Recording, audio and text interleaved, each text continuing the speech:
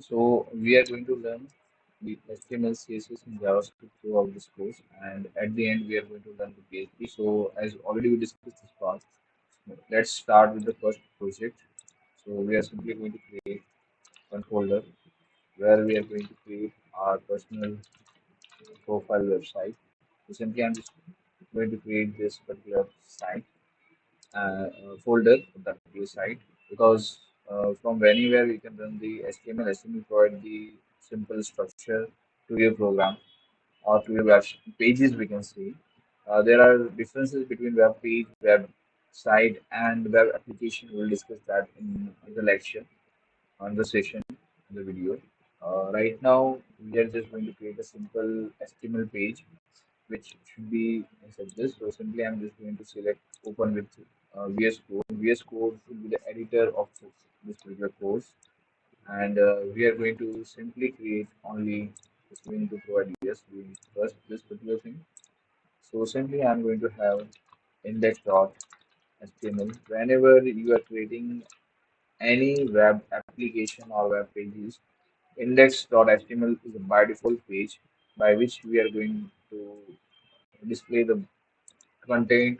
It could be HTML, it could be PHP, it could be the technologies like JSP, ASPX, anything else. So the simple thing is, whenever we are having some code-based things, so we are going to have that particular HTML. Now let's start with this. The first thing we need to write the doc tag, which is but obviously HTML because this is the HTML page. Then we are going to have the first tag, the current tag of all tag that is HTML because the HTML tag is a main tag available over here. In that we are going to say length is equal to en because we are going to write everything in English language. Then we are going to have head. So here the head tag is a child tag of this HTML, and head tag contains all the header part of the document where we are having metadata, the title, and links, script. If you want to include those things as a header part is the first. Like in our body, we are having two parts. Main thing is the header part, head part, and the rest thing is the body is known as that. The same likewise we are going to have for the HTML documents also. So here in the header tag, we are going to say, let's say, meta, and for that meta, we are going to say like character. Okay, so my mistake. Okay, like meta tag, and in that we are going to have character series. So this will define which kind of characters you want to just support in this particular page, and we are going to say UTF-8. So suppose you are using some other languages like Chinese and those kind of things, and at that time you need to just change that character set as per the encoding whatever they are going to use. Another meta tag, popular tag is meta. Then we are having generally if we not having the predefined all those things, then we can have this, like name and the content of that particular tag. So in here we are going to say viewport. Viewport that means how we are going to view that particular output. So simply viewport that is content of this is because the name is viewport. The what the content should be so width is equal to device width because whenever we want this particular output, that should be the width should be at same as the width of whatever the device we are having. And initial scaling, initial initial scale of this particular page should be 1.0 by default. Because if you're going to make something else, you can make whatever like 1.5, 0.5. If you are making the 0.5, that scaling is going to be zoom out, and if you are having 1.5, that is going to be zoom in. So that is a simple thing. So now, if you want to just run this particular page, there are lots of plugins that are available. You can do it. Simplest way, which I prefer, is just go to that particular folder and double click on that file. This is index.html. Just open with the Chrome, and the reason behind that is simply like whenever you are opening that particular page, like as you can see, like right now this particular thing is index.html because we don't have any title right now. I'm just opening it from the as a file from one folder, and the reason behind it this is we are going to have Control Shift I. So the inspect element is there. You can inspect the elements, whatever things are right now there. As you can just see, we are having head. in head we just add some tags like meta, and that thing is there for scaling purpose. So by default that is there, but that is not going to be visible because that is inside the head tag. By default, I'm getting the body tag, but body tag is right now we didn't have that body tag. In a body tag, we need to write all the elements which we want supposed to display on the screen. So for this up to we are going to have this particular page, and let me just quickly set this. Okay, so this is a div tool, by the way.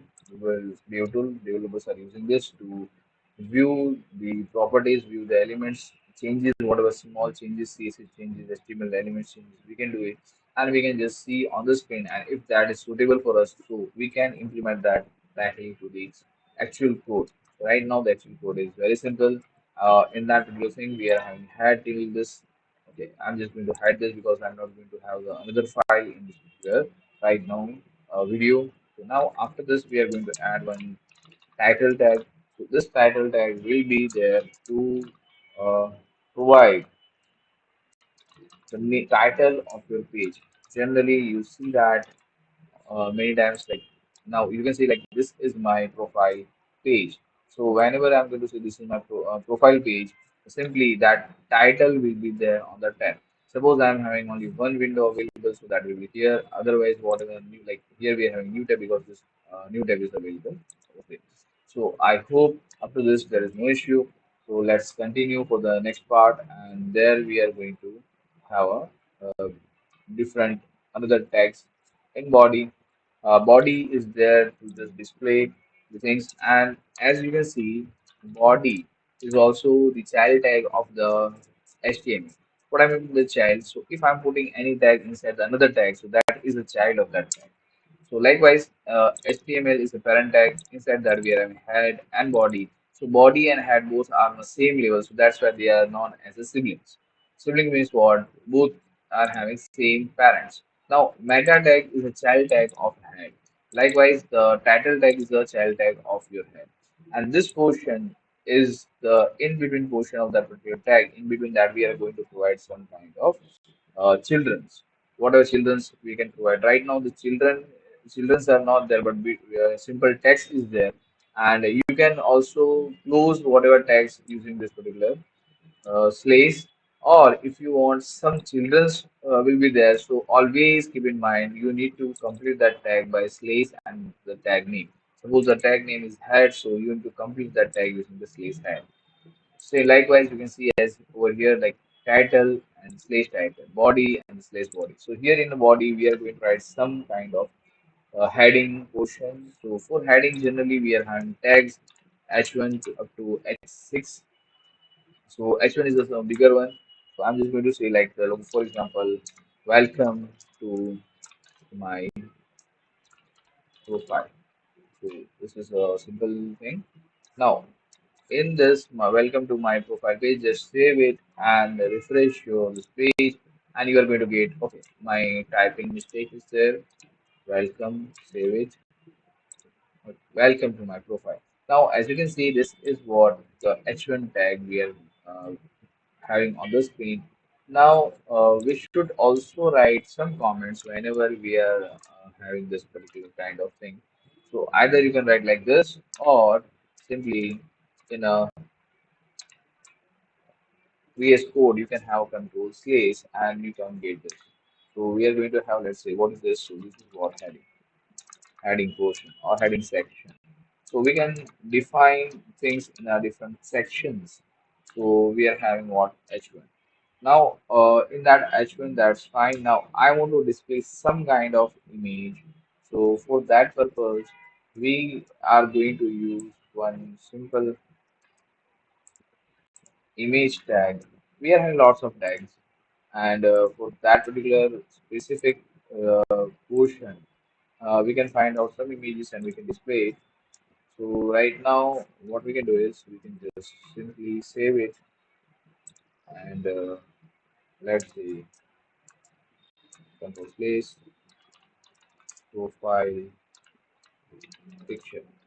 So here I'm going to provide the profile picture. For that I'm having EMG. EMG is the name, of tag, then in that we are having attribute. Okay, so in that tag, if I'm adding something like here in the meta, we are adding something to this name, content, these are the attribute of this particular thing, or I can say properties of this thing. Same way like src means what, the source from where we need to pick the image. It could be offline, it could be online, that is dependent. Then we are having alter text is an attribute if in case I'm not able to load the image, so alternate text will be there.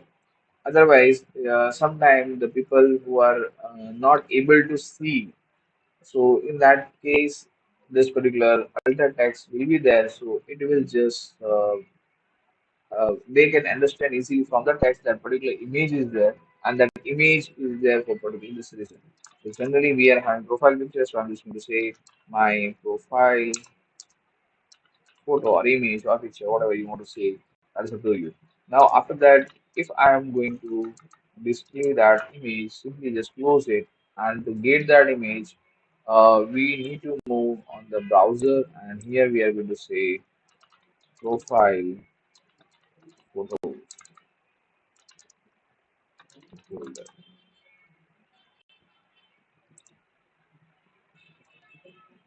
So, profile holder means what? I want an image. I don't have right now actual image. So simply, I'm going to view this particular image, and I'm just going to provide that particular thing. So that is a very big link. So I want to search a simple link. Just let me see what I can get, or I can use this also. That's accessible. Always keep in mind, if you are going to publish something online, don't use the images which are there. Like this is a HTML page, and that we are going to have the design. So image of progress. Now this link is okay for me. Copy, and I'm going to say in my source, I'm going to paste it. This is one option. So directly it will get from the online resource. You don't need to download it. Now let me just show you this particular output. Just refresh it, and you are going to get it. Suppose due to whatever reason, if I'm not able to get it, I'm just changing it.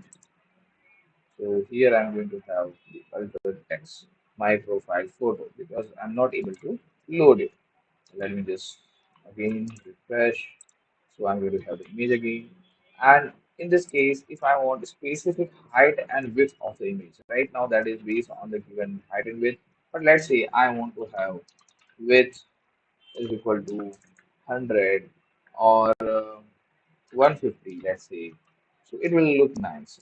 That is going to be pixels, by the way. If I'm not saying anything else, any other measurement, so it will be by default pixels.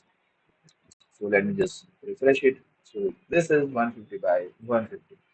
Yeah, if I'm going to have the image directly, the what will be the problem? Suppose the image size is bigger. You are uploading your image bigger one. So in that case, I'm not able to get proper output. Sometimes the output, whatever I need to get, that is not going to be there. So that is one case. Another one is after this, we need to have some kind of introduction. So in that case, simply I'm going to profile picture is done. Now after this, as you can see, this image tag is a self like slash and closing it, because in that image tag we don't need extra things. So like after this, we are going to have some information, personal information. It could be your name. So let's start with the name. And this time I'm going to use H2. H2 is a smaller tag than that particular H1. So heading is there, but hi, and I am RC. Okay. So simple things are there. We are just going to refresh this. Hi, I'm RC. So as you can see, it will take some time to refresh my image, because that is we are getting from the other resources. So let me just close other pages because we don't need it right now. So this is one thing we are doing. Now after this, what I'm going to say, what exactly I'm doing. So right, let's say we are going to have paragraphs. So whenever you want to write some paragraphs, you can use the p tag. And paragraph tag by default is header tag, paragraph tag. All these tags are by default block level tag. I mean by level tag. So as you can see, like I'm having H1. After that, what image is going to be in the next line only because of H1 is a block level tag. Then we are having H2. Again, that is a block level tag. Suppose I'm going to have, for example, just something like this is page. Save it, refresh it. So that is after the image tag. So that means img image tag is not a block level tag. That is inline tag, element or tag. Everything in HTML that is a tag because HTML hypertext markup language. Everything is going to be tags. So in this case, image is a simple tag which is not a block level. That is an inline as we just seen it. But in case of paragraph, it will provide the new paragraph. Whenever you are going to see that the whole thing will be in a single paragraph. And paragraph, once we complete the paragraph, next things should be in the next line. So that property we are going to have here. So I'm just going to say simple. We are learning web development in this course. So this is okay. What I'm typing. This is my like sometime in speed I'm going to perform this kind of thing. Web page using only, and we are going to learn only HTML in this course right now for this particular video. In the next video, so on. Okay, this should be capital. When we complete this particular sentence, then next sentence first it should be capital. And here I can say Jiffy, I'm learning this. So save it and now refresh it again. So as you can see, I'm learning web development. This is my first web page using only HTML. So this block is also done. So let's say I want to add something in a list. For example, how many hobbies are I'm having. So let's say again control slash hobbies. So in this case, I'm going to say, let's say H3. So I'm decreasing my heading size because the main heading should be welcome to my profile page. That should be my title or the main highlighted point. Then after the H1 we are going to have because we want that particular thing should be highlighted a little bit more compared to the H3 hobbies and those kind of thing, but lesser than the main title. So even in the books, whenever you are reading, so you are going to see like even in the index or context table, you have the main title, then the chapter title, then the in that particular section title, then the chapter title, and again in chapter we are having subtitles of that particular topics. So in that fonts will be different. Now, what is the meaning of UL? So UL is nothing but an unordered list. If I want the ordered list, so I'm going to have one, two, three, and so on. If I'm going to have unordered list, I'm going to have just dots and those kind of symbols. And li means the list item in that particular thing. So let's say reading. I'm having the reading, then I'm going to have music. In generally, we are having that. Then again, like let's say, don't write here the sleeping and those kind of things because that never could be the hobby of anyone. Yeah, we like it, but generally we are not writing that because that's the natural process. Now, coding could be one thing. Now, let's see how it will look on the screen. So, as you can see, this is my hobbies: reading, music, and coding. And these are the dots because this hobbies are under the UL. Now, suppose I'm going to change this UL to OL. OL means order list. So, I'm going to have one, two, three. So, one, two, three will be there. If I want to show, like, these are the hobbies I'm having based on the priorities. So, if I don't have that kind of scenario, I just want to say these are the things, whatever the like order that I am not sure about the orders. So, generally, we are using UL. But if you are sure about your orders of things you want to perform, then you should have one, two, three, and so on kind of things. Now I'm having only this things. Now let's say I want to add my contact section, and for that let's say again contact section. Uh-oh, section. Now in that particular thing, I'm going to say again H3. Okay, by the way, this H3, H3, UL, P, H2, image, and H1, these are the siblings of each other, whereas this Li is a child of UL. Okay, so now H3, we are going to have, let's say, um, like me. So this is one thing, contact me. So it will be there. Okay, and that contact me, generally, we are adding the paragraph key, email me at particular thing. So generally, we are going to have one link. Once we click on it, you should be redirect to the particular thing. So for that, I'm going to use anchor tag, and anchor tag will provide that reference to something. I'm going to say like uh, complete it, and in between whatever we want to write, like click me or something like that. But here we want to provide a link by which I want to just go to that. So let's see, my email address is abc at gmail.com. By the way, this is not my email address, but you can just have it.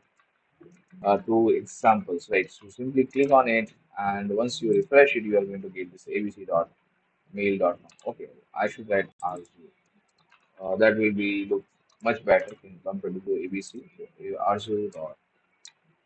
arzu@gmail.com. Now, now if I'm going to click on this, so I'm not going to go anywhere. This is my same page. But if you want, you can just provide the email address. And in case of email address, we should write mail to. So where we want to send the mail. So that is again the same email address where we want to send the mail. It is not compulsory, but general cases, whatever we are writing that we are going to put here, so easily we can send it. Or we can have send me send email me at particular address, because easily user can see it. If they don't want to click directly over here, they can just pass. So for that purpose, we are writing over here. This is the one thing. Let me just quickly refresh it. Now, if I'm going to click, it will just going to open me one pop-up. It will ask me from where you want to send that particular thing, how to open that particular action, because that's a mailing option, right? One more thing, I think we should have a one line over here after my hobbies, because this contact me is different than the particular part. So for that, we are going to have, let's say, horizontal line, and for that horizontal line, mm, I can say separator,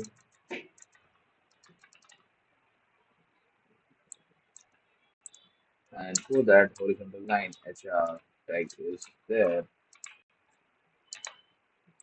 Yeah, nice.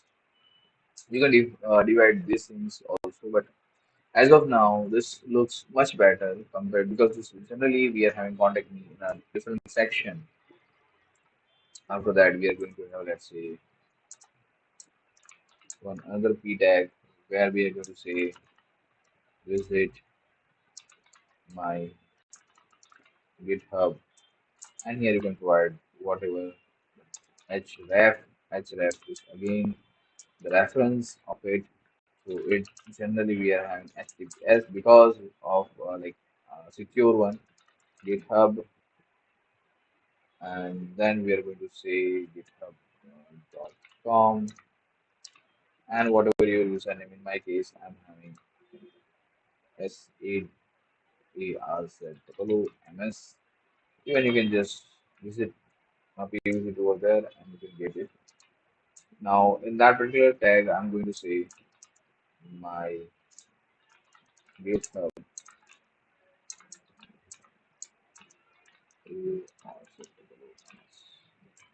Okay. Now, sometime what will happen, like whenever we are going to just refresh this, this is simple. Once I click on this, this page is loading. Okay, so instead of this, if you want to just open this particular page into a different one, so simply, okay, we need to just say target, and we can have options like uh, parent from which we are having this component, Blank, that means a new tab. We are going to choose that one, then the self and the top. So we are going to say blank. Just save it, refresh it, and again try it. So as you can see, we are going to have the next page, and there we are going to get the this particular thing. So I hope simple things you learn. Let me recap quickly. And if you want like how to have the new lines, so we can use a BR. But right now there is no need or something by which we need to just display that. We just use different. Okay, suppose I want to display this in two different lines. I'm just going to say BR space save and refresh it. So you are going to get something like this. New lines, but paragraph is the same paragraph I'm going to have.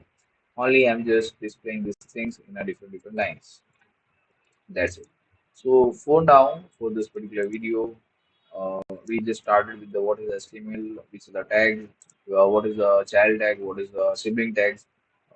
Then in this case, we are having children because we are having multiple one. Then we discuss about the meta tag, why we are using this character set, viewpoints, title, where we are going to use this. Then we learn about H1 to up to H3, and likewise, as you can see on the screen, like this is a bigger one, this is a smaller than that one, and then we are having this one and this one. Both are almost same because these two are the H3 tag, whereas this is the H2 tag, and this is what H1 tag. This is a paragraph we had, and now after the applying this BR tag, we are having two different lines and two different statements and two different lines.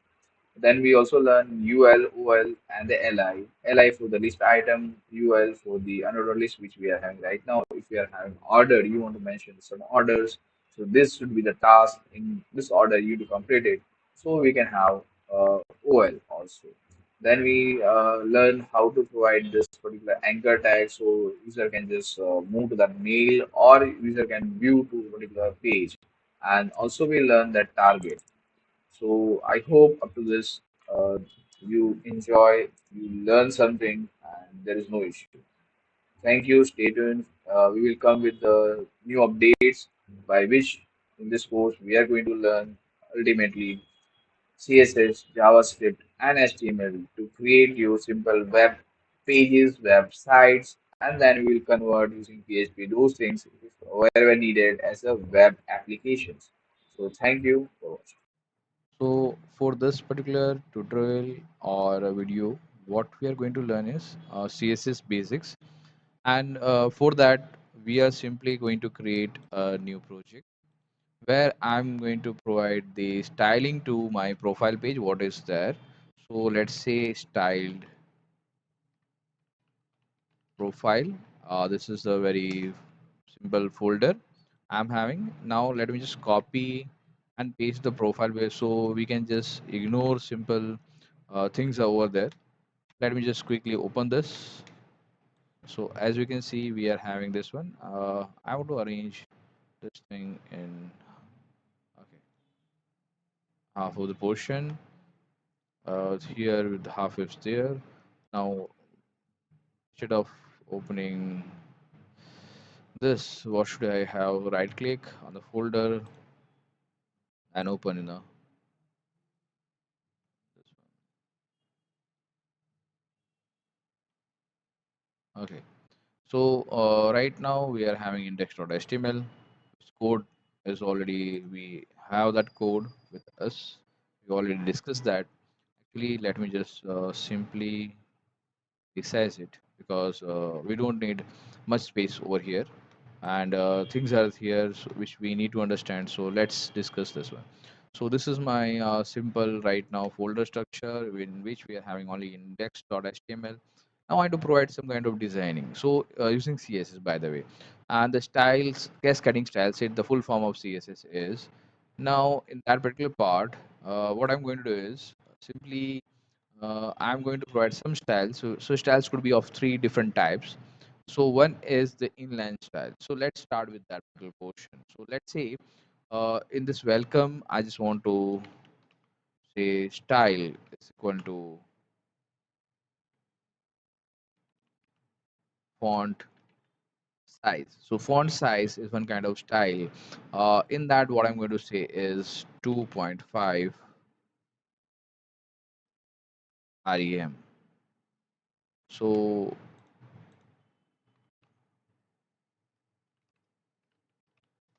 is that is a simple root em, and whatever element measurements are there, so based on that I'm just going to do that. So 2.5% of that, save it, and let's resize it. So as you can see, if I'm going to remove this, let me just cut quickly, cut it, save it, refresh it. This is a by default size, and after applying this particular inline, if I'm going to refresh it, I'm going to have something new. Even you can set other parameters also if you want, that is up to you. But right now we are just starting with this particular inline CSS, and as I'm having the inline CSS, okay, so I'm just going to simply say what here with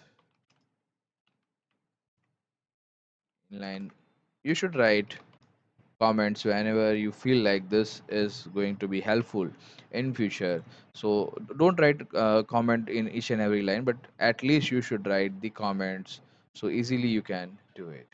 Now, another part, what I want is I want to just put this information into one particular section, and that section I'm going to use the div.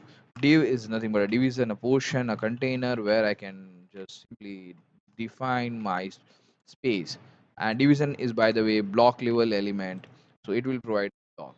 Now, I want to just provide some kind of class to the section whenever we are going to have section.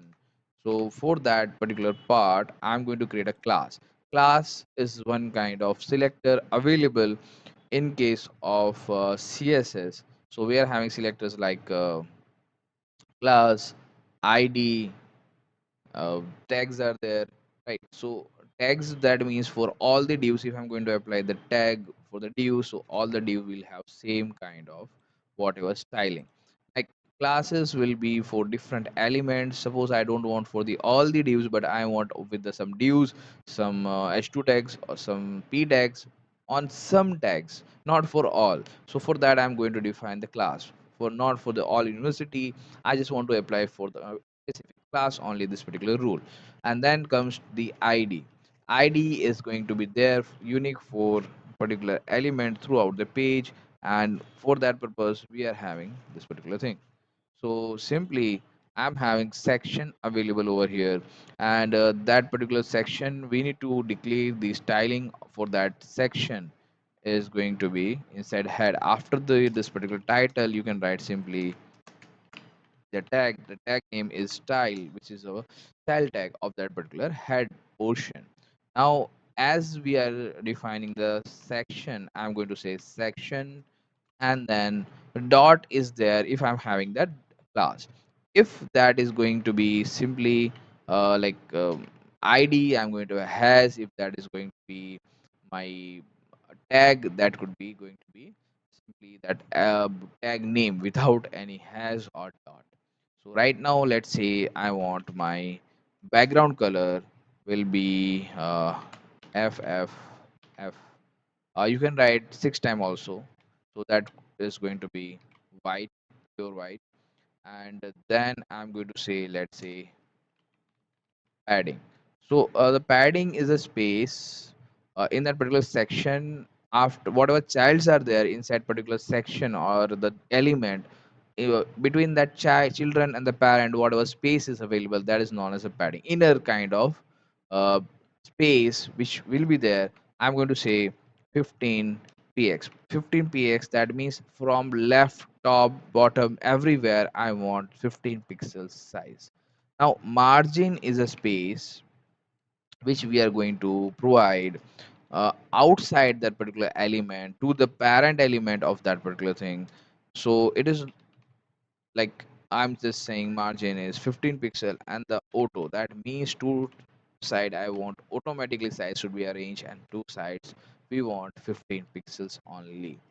Then we are going to say, like, say for example, max width. Yeah, so that means I want up to this particular width, so that's why I'm saying maximum width. Maximum width is 600 pixel, for example. Okay, So let me just show you quickly the things. Right now, the section is available with this. Right. Hi, I'm also after that. I think we are having, yes, this is the section we are having. Okay, then we are going to have, let's say, border and background color is right now not visible that much because of everything is white. Okay, so what we can do is we can just provide body. Body is a tag, by the way. As you can see, this body is a tag, and for that particular body, we want to provide some kind of background color, and that's, for example, let's say has this is a hexadecimal value f1 f1 f1. Okay, so little bit darker one. Refresh. As you can see, this is a portion which we are having for particular section only. So this is the one thing. Now what I want to say is I want to just provide, I just want to say, for example, font family. Yeah, font family, that means which kind of font you want over here. So I'm going to say Helvetica and this. So if Arial is available, that's fine, then Helvetica. Otherwise we want this one thing. Now refresh it. As you can see, this is the Arial font we are getting. Now after that, I want to set the color of my text also. So I'm going to say color throughout the body, whatever elements are there. So that is 333, for example. These are the colors already we choose. Now right now that is a black. Once I refresh it, that will be changed to this particular color, right? So little bit changes are there. What I can do is,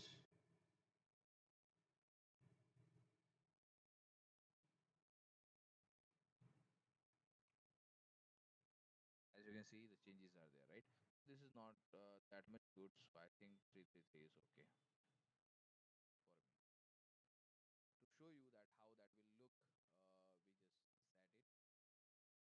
After that, also I want to set margin in the element that is going to be 20 pixel, and padding is going to be again not auto but 20 pixel. So just look over here, I'm going to have like this. So total margin here and padding both are there, so that's why we are having space. Okay, now apart from this, in my section I want to add something, and for that particular part I'm going to say simply, let's say, for example, mm, box is there, so I want to have the shadow of it. Yes, so let's say 0 and then the 2px. Okay, 2px, not the z.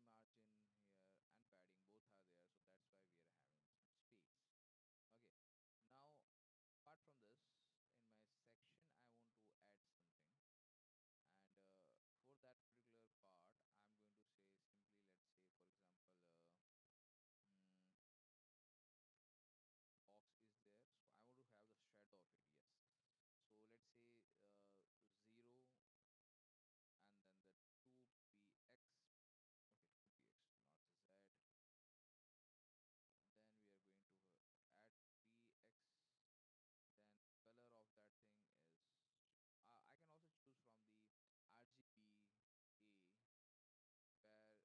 than 1.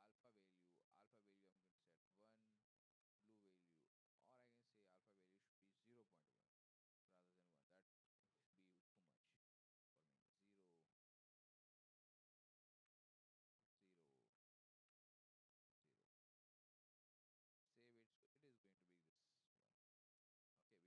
0, 0. Save it. So it is going to be this one. Okay, because 000 is. Now as you can see, a small uh, 3D effect is available on this. Now I want to just set one more thing over here, that is my border. Okay, typo, I am doing too much.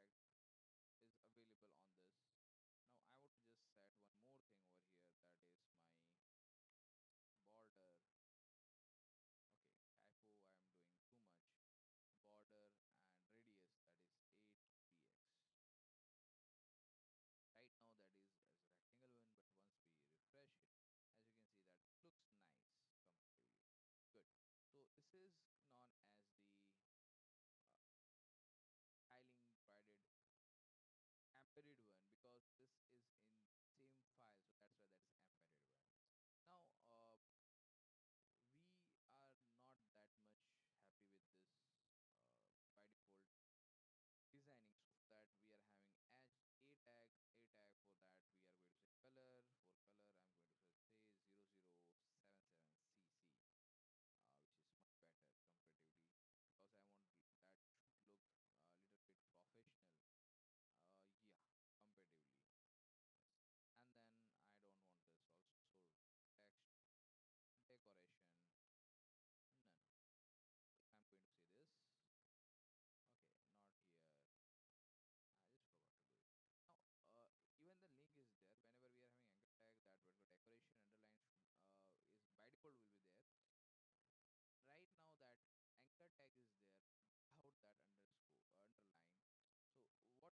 button that should be there only whenever we are having mouse over there. So effect mouse hover should be there, and for that I'm going to say again text decoration, and the decoration should be underlined. So let's save it, refresh it. So as you can see, yes, we achieve it. Whenever we are having mouse over here, then only we are going to get this particular hover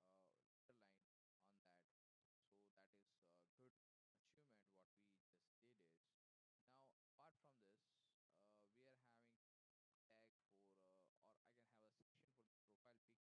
achievement. What we just did is, now apart from this, we are having tag for or I can have a section for the profile picture. I think I need to modify that also to look much better. So for that portion, I'm going to say one class I'm going to create. So for the class, so why I'm creating class? And when to create class? So whenever we want to apply something on a multiple places, so I'm going to say class. So instead of this class, because I'm having only one image, so I should have the ID. So you can understand ID also over there. So this is my ID display, and that should be block. Right now that is not block, as we just have the example in the previous part. That is what inline set. That's why we are going to get something. Block should be there. So let's say right now this is okay. Some examples, and right now we don't have any classes. So this is available. Now I'm going to apply the ID. ID is going to be uh, what we are having. Profile. Yes, profile is my ID. Profile. Generally, in these cases, we are using class to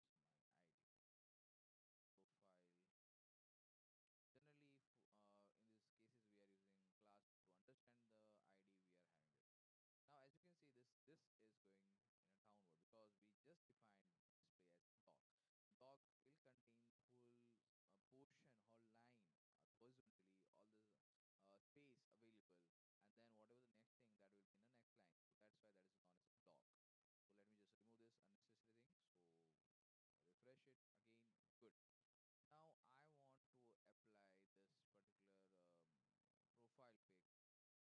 Now I'm going to have border radius again.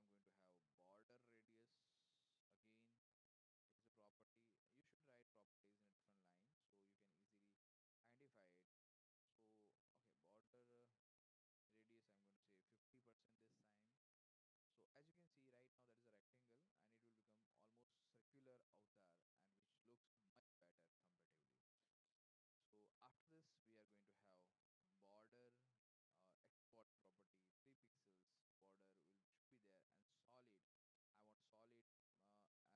and solid I want solid and that solid only way I can see it. So again I want this color over here also.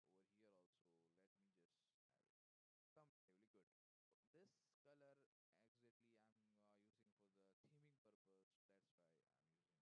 I'm using it. If you want any other ones, that is up to you. Now, as we are having this h1 tag, I want to set color of it also.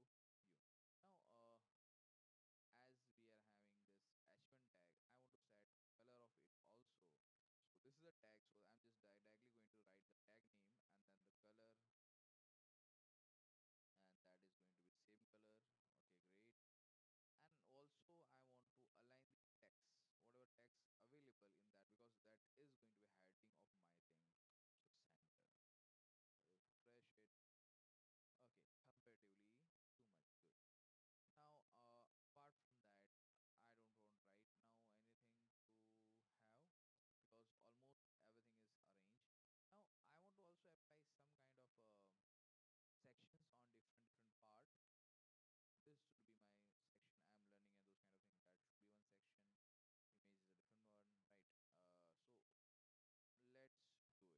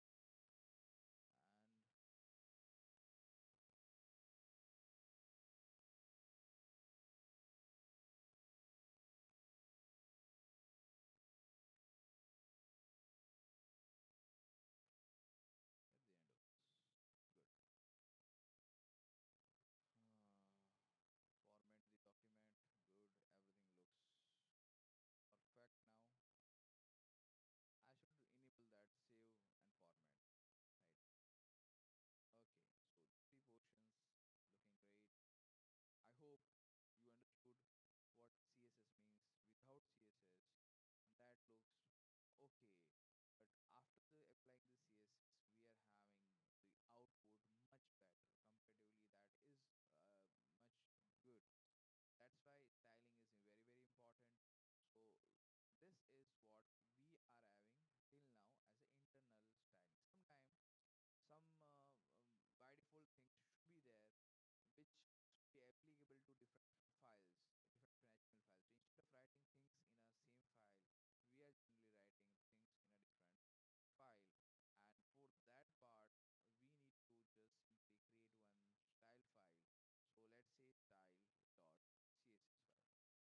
That's why styling is very, very important. So this is what we are having till now as an internal styling. Sometimes some by default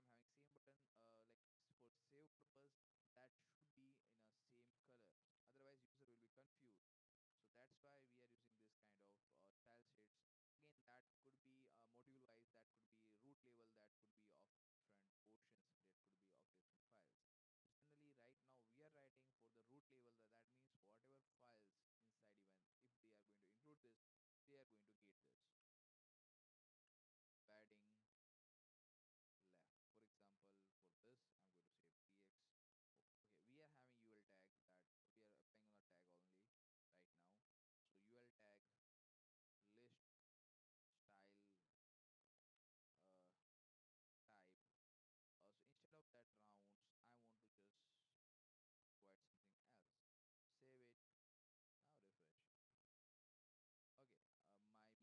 Now refresh. Okay, my mistake. I just forgot to implement the linking between these two. So that's my mistake, but obviously, so I'm just simply going to include that thing, and that should be included in my head tag, so easily I can use it. Okay, and for that, simply once you complete this particular styles, all that, or you can even include before it. So I'm just going to say link, then the rel, where from what that is relation, so that is style sheet we want to include, and then href hyper reference, so that is style dot css. Okay, now refresh it. Okay, as you can see, we are having some changes are there. This will become square, and we are having some little bit spacing over there. So that is how we are going to have three things. One is embedded, one is like so this is what we need to internal.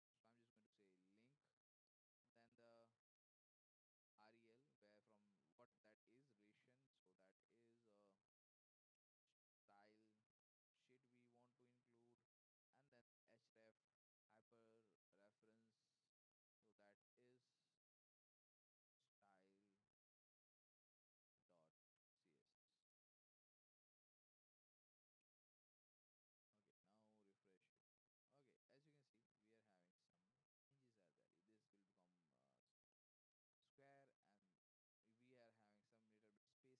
This is what external CSS. So need to write external CSS. This particular part is internal CSS. Okay. So to understand these things, we are writing these comments. Okay. Again, if you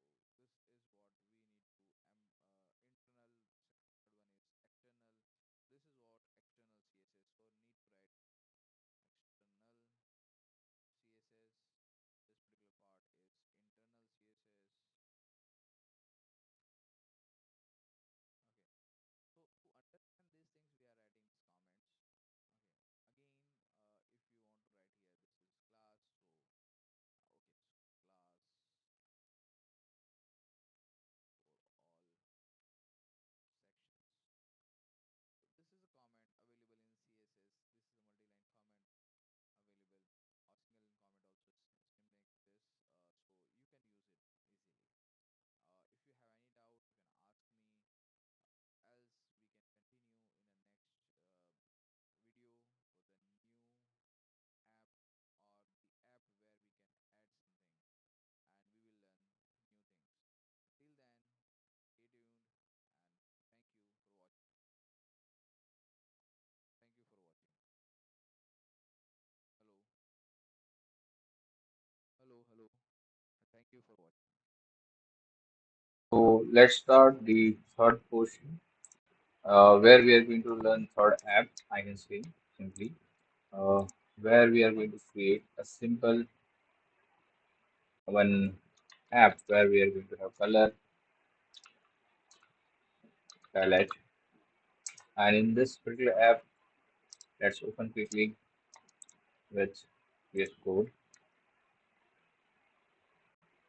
And I need one simple file. So let's say index.html.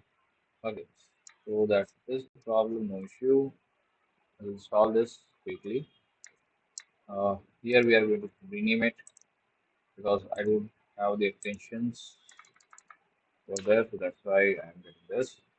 And let me open this file quickly and arrange like this. Second one, I want this one, and let's arrange quickly like this. Great. Now, in this folder, we are having only like index.html. So let's start with the coding with that. So simply in that particular code, we are going to say first thing is but obviously doc type, which is HTML. It is good practice to write all these things. Otherwise, without even writing the HTML tag, we are going to get it. But if you are creating a proper documentation, it will be great. And meta tags and the set, the set is going to be here 8. The second one is meta code. Name is equal to okay. Name. Well, let me just quickly do this. Okay. Name is equal to report and the content is equal to width is equal to eyes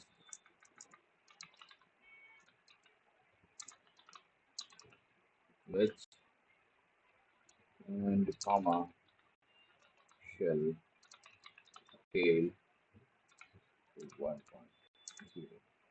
I think next from the next time, if I would same thing, I'm just going to simply say the title, color, and that is going to be static only.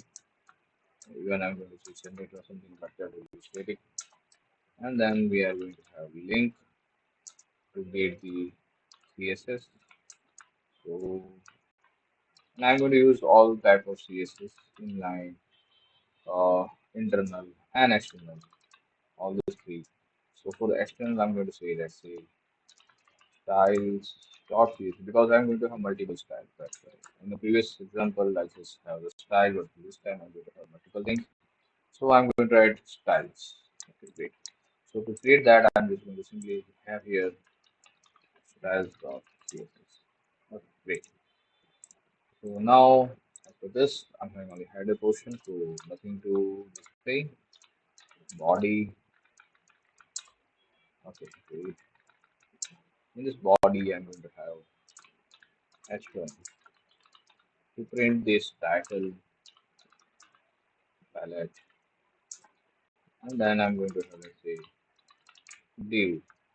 Okay, div with some class, so div dot palette.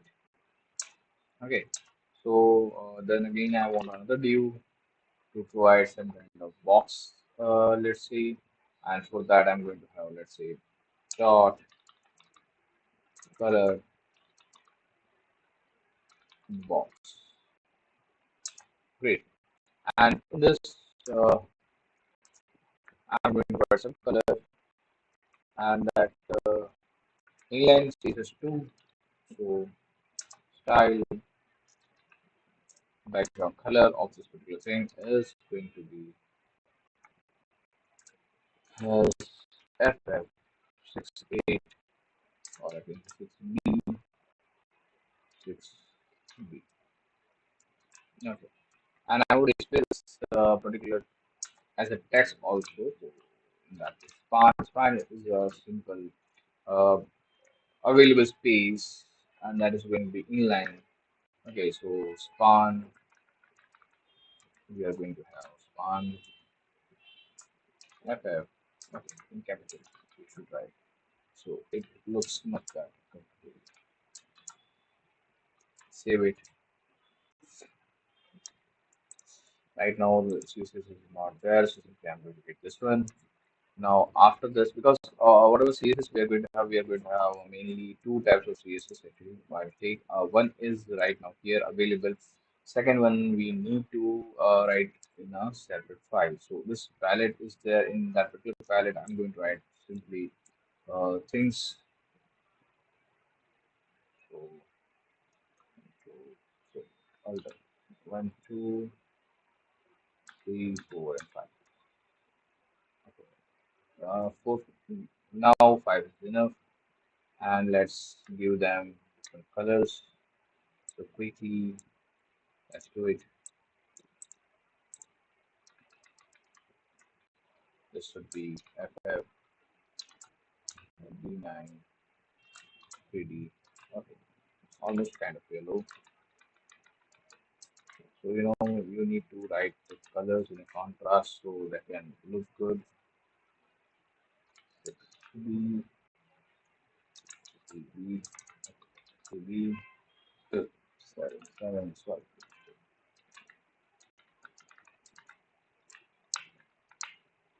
Green, and then we are going to have next color, which is going to be let's say 4B, 6, like that, blue, and then I'm going to have 34, 3B, 60.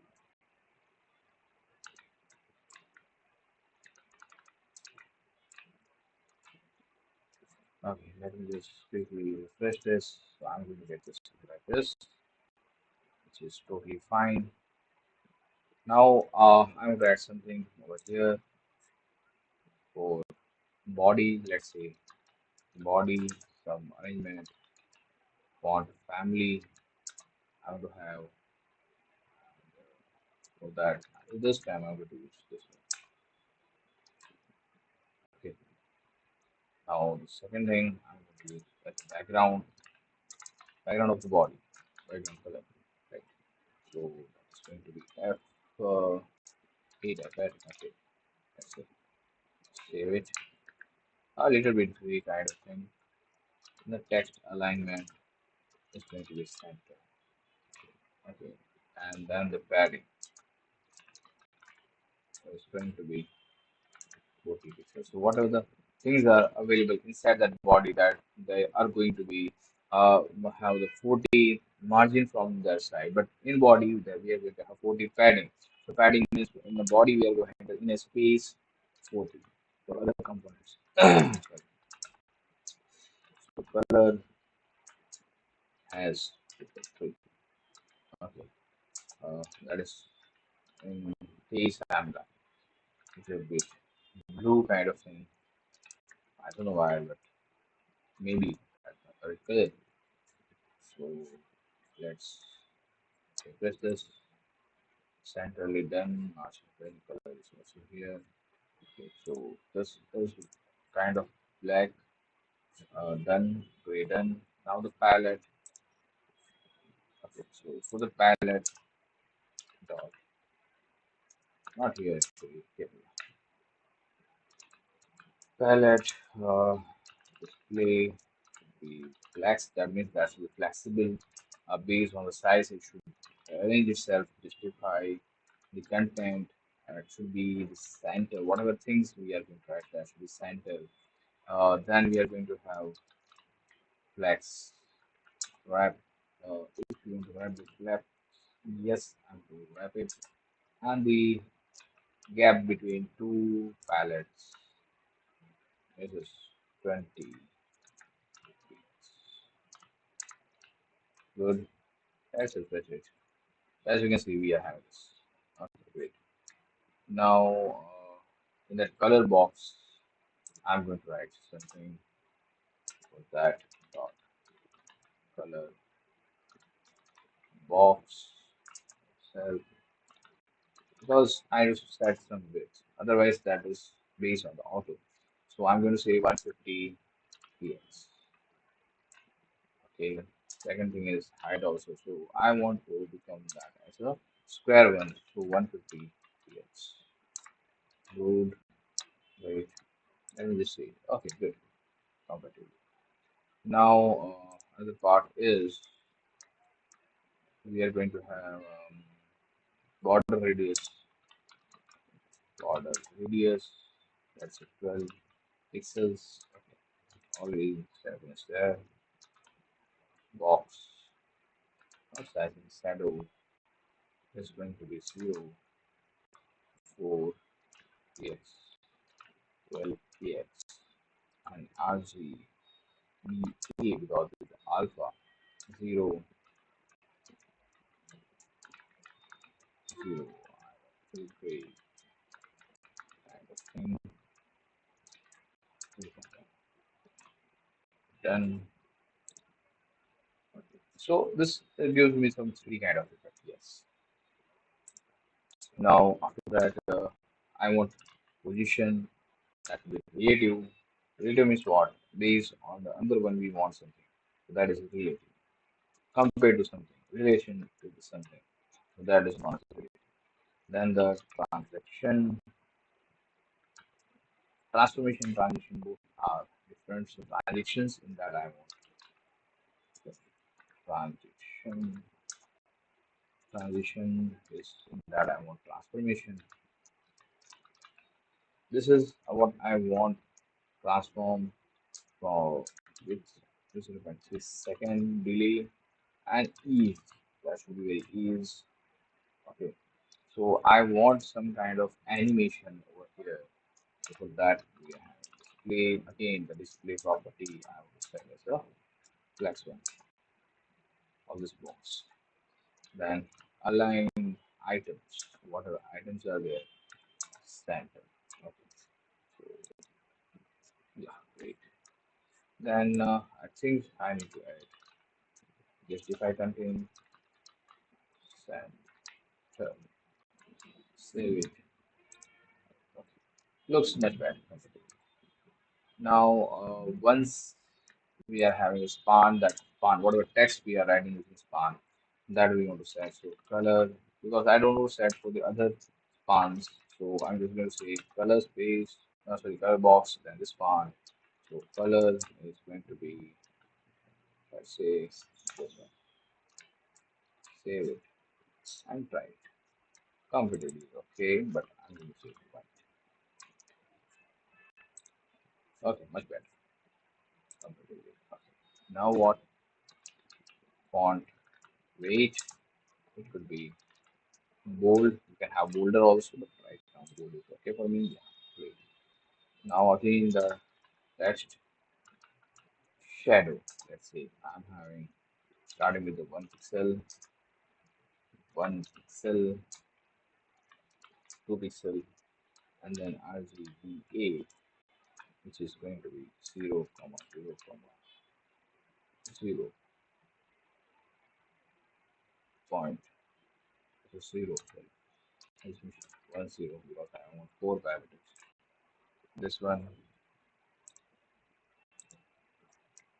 shadow is there, as you can see. This is something naturally wrapped. So now background color and that background color I want to do same this one but with the different instead of 5 it will be pass this one to only and let's say yes. So it makes this one as a readable one. Now I want padding because the things are very cut to cut. So I'm just going to say 6 pixel and 10 pixel. Save it, refresh it. So here we are having 6 pixels and here we are having 10. So you can just measure it properly and then we are going to have border radius which is going to be 6 pixels. So it will look much better. So this is how it looks now, much better comparatively. Now what I want is I want to have the hover method. Once we hover on that particular thing, what will happen? So for that, I'm going to say hover, and on that hover, what I want is transformation, transform, that should be scale 1.1. We're going to do direction from scale. What is the problem? Okay, two times I'm going to have this. Okay, save it, refresh it, little bit. This is only. Okay, this is a transform effect. What we are getting here, and that should be very easy. Right, using 0.3 second. I'm doing it. If you are going to increase the size, time duration is based on that. Wow.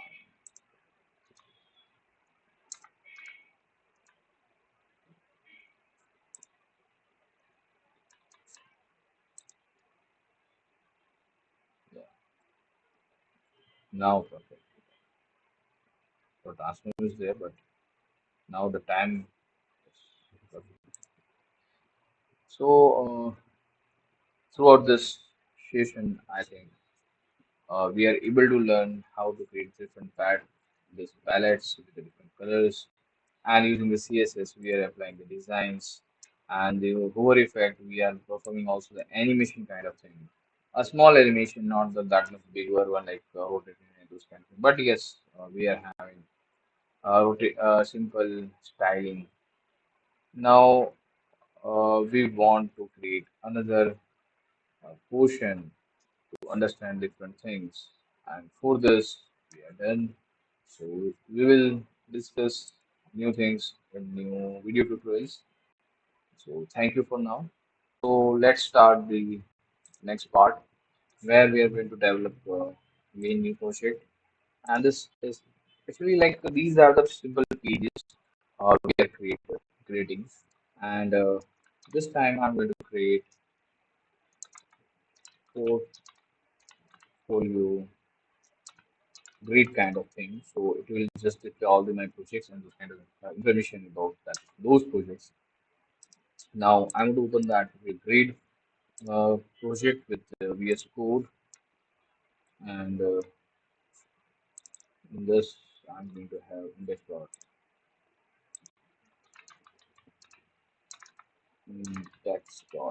Already we discussed why we need index.html. Even you can have another thing, but without any particular specific thing, if you are going to open that particular website, it will open by default index.html, and we will arrange again that thing properly so we can get lots of thing out of it. And let's save this. Okay, great. So index is ready. HTML.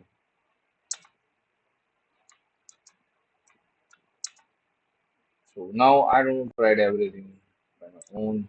So simply I'm just taking the help of this 5 inbuilt snippet, and using that I'm able to get it.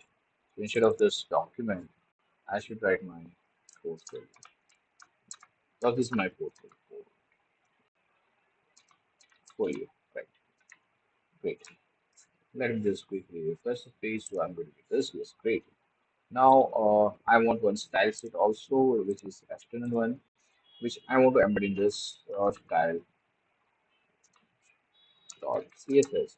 And to include that style dot CSS, I'm going to write like link creation as type of style sheet, and then we are going to have href. Href is going to be style dot CSS styles that is. Now this is done, so we can skip this as a part. Now in body part, we are going to write lots of things. So let's start with the header tag. So header tag will provide the header portion. Okay, HEDER. Okay, great. Header portion of that particular file, and in that I'm going to have H1 to highlight something. And H1 should be, let's say I'm having a with the ID, and ID is main heading. I'm providing ID, so like based on this ID, I can have my what was CSS. Oh, oh, oh, great. Save it. Right now, I don't have that particular CSS, so I'm going to get simply this thing. Now, after this, we are going to have p dot subtitle. So it will create with the class, check out my sent works, or I can say projects below. This will be good. This is for the header portion only. After this header portion, I'm going to have one section. To define the section, I'm going to have the tag that is section. Okay, so that section also I'm going to have this some class, and that class is nothing but project, which we will define in CSS, but obviously. Then we need one card. So in that section, we are going to have multiple cards. So for example, I'm going to have view dot project card. Okay, in this, what I want is h2 dot project title, and in that case, I also want to provide some description. I think without class, I can. So this kind of structure I want multiple times. So simply I'm just going to have two, three, that's a four. Okay. Now the first one which we want to create here is, let's see, I created one app that is a weather app. Generally for demo purpose we are doing it. So what I'm going to say, a sample or simple, whatever you want to see, simple app that fetches live weather info using API. By the way, API is nothing but application program interface, which we'll discuss when we discuss this how to get other data from the API, and what is API right now. That is not a main thing we want to do it, but we will do that later on. So, just okay. Great. So right now this is one thing. Second is generally as a new developer, generally we are doing that to-do list, which is my favorite also because in that lots of code operation kind of things we can perform and we can learn how to do it. Management app with, let's say, local. Yes, we can do that. Maybe mostly in the, after some practicals we will do that with the local storage. So whenever we refresh that particular page, even that particular data will be there. Okay. We should add here the full stop. So easily one can understand this particular text is done. Then calculator. In that we are going to say a basic, basic calculator to perform arithmetic calculations. Okay. Then after we are going to say my, yes, this project itself, portfolio folio folio F O L. Now O L I portfolio website. Generally we are creating it to highlight what our projects we done. This is this portfolio page showcasing all my works. Great. So till this, I'm very simple page. Not I'm going to say ugly page, but yeah, simple page. And now I'm going to apply the CSS over here. So let's start with the body part. Body and whatever things we are going to apply, that same thing we are going to have like font, family, Arial, yeah, font change. Now background color, as you know, I'm going to change it because I like some another color. F4, F4, F4. Let's see. little bit gray kind of thing. Yeah, comparatively good. Padding, let's say 20 px. So done. I'm going to say margin also 0. So that means I'm going to get a margin. Yeah. Margin is by default margin is there. So that margin I don't want. That's why I want to remove it. So margin is 0. Great. Now after this, simply we are going to have some other portion like main heading that I am going to decorate. Yeah.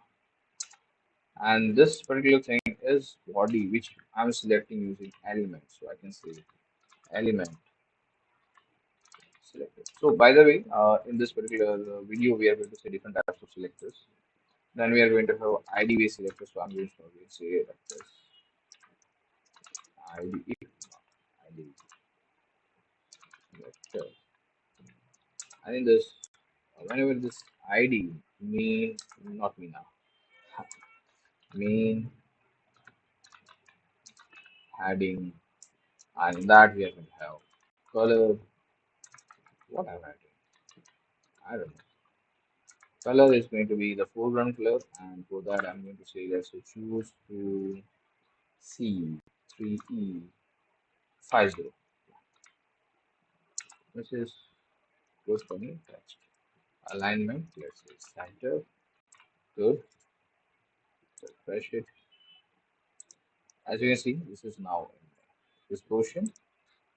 This is IDB selected. Now we are having lots of class selectors. So again, class selector, and in that the first one is let's say subtitle dot sub. I think I'm having without underscore. Yes, great. So because there is a one word, that's why. Attached, align, center, save it, refresh it. Okay, this is done. So now I'm going to apply some color.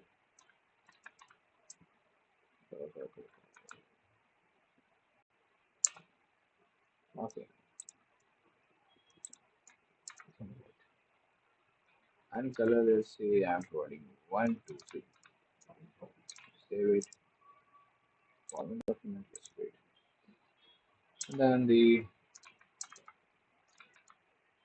margin from the bottom because top is looking good. 40 px. So this becomes it's a dark one. It's a light. I hope you are able to see it. Now, together, I want to apply something without even the class. So I can say group selector because for both I want something. So that's why I'm just saying group selector. Otherwise, individually they are the element. The, this is not descending, right? This is for both we want the same margin. That should be 10 px and 0 the other two sides. 10 px is here and here on the above and below the margins. Okay. If I'm having some descendant, what that means inside one another thing is available and you want to apply that particular thing, so that is known as descendant selector. And let's do it. The descendant selector, and for that, let's say dot projects, which we have inside that we are having to check card. Even if I'm going to have the project card outside the project, I'm not going to get that data. So background color, I'm going to set FFF, that means white, pure white. Okay, what we are having to check and project card. So let me check quickly where we are having to check. Yes, and the project card. Something especially style already we are able to realize why we are doing it. Sections. Yeah, I will check again. That's fine. Project card.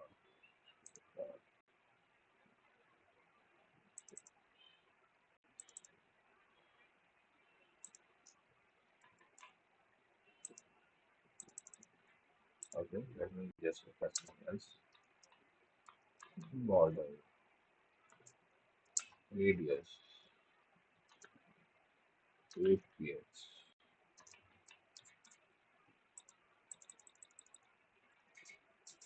Uh, why this is not? I have to check properly. So project card. Okay. Section is project. Let me just copy paste. Maybe I'm project.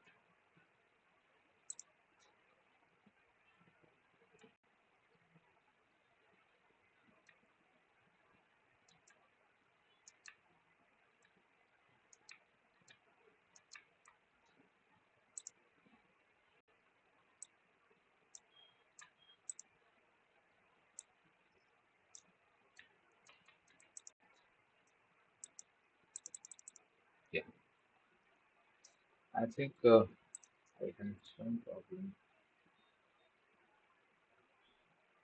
Okay, but here I write CRD card. So that's why I created it. So you need to keep same name over there, otherwise you are going to be with the same problem. Okay, border radius 8, great. But as per my understanding, this is now not properly having this. So I'm going to have padding 20 px. Let's save it. Okay, great. Uh, padding is okay. Box shadow should be there, so I can easily have different things. So 0, comma 4 px, comma 10 px, comma RGB, and 0, comma 0, comma 0, 0 point. Good. So I'm going to have some kind of shadow over there. Okay. Uh, then we are going to have, okay, good. Comfortable. This is also good, but we'll change something later bit. Before that, I want transition. Transition using transform 0.3 seconds.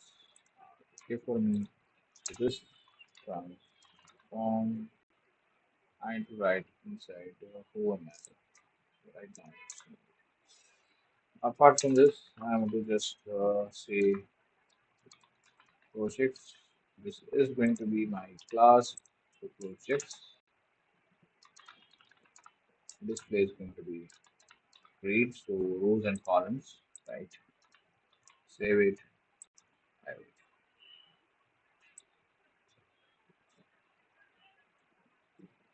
Okay. Now in this, we have to say read template column. It is going to be repeat. What should be repeat? Photo, fit, and max is going to be 250 px. Come on, run FR, right?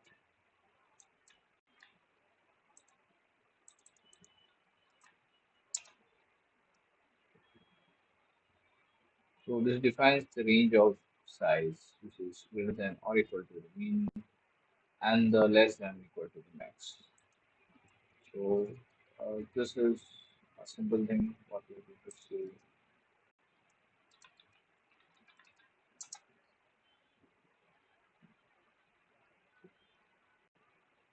So, like at least ensure that at least 250 pixels wide and can expand that to take up one fraction of the available spaces.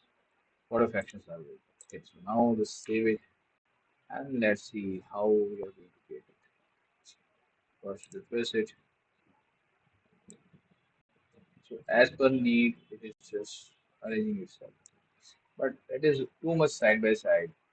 So, I need to say just simply gap between the grades gap should be of let's say 20%,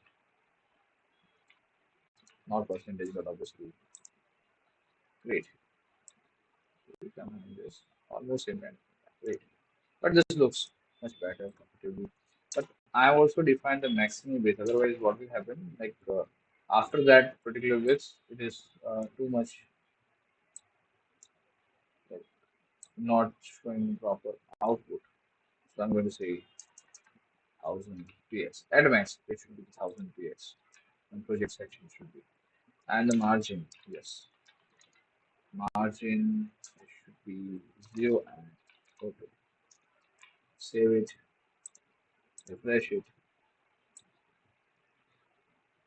Okay, great. After this, I'm going to say simply say on suppose I'm having to pick the card over effect and this over effect. What I'm supposed to do is transform. What I'm going to say scale 1.03 to like 1.0 whatever. Simple movement should be there, not too much. Otherwise, it will look a little bit fishy. Yeah, that's fine. Now let's see one more thing. I'm having a project that a little bit different than the other things. Color should be 2980 be much better. Okay, so throughout this, what we learn is how to create these things. Now, based on the size, it is automatically arranging itself. And this look and feel is nice, not too much professional, not too much uh, kind of colorful, too much colorful. So overall design is good.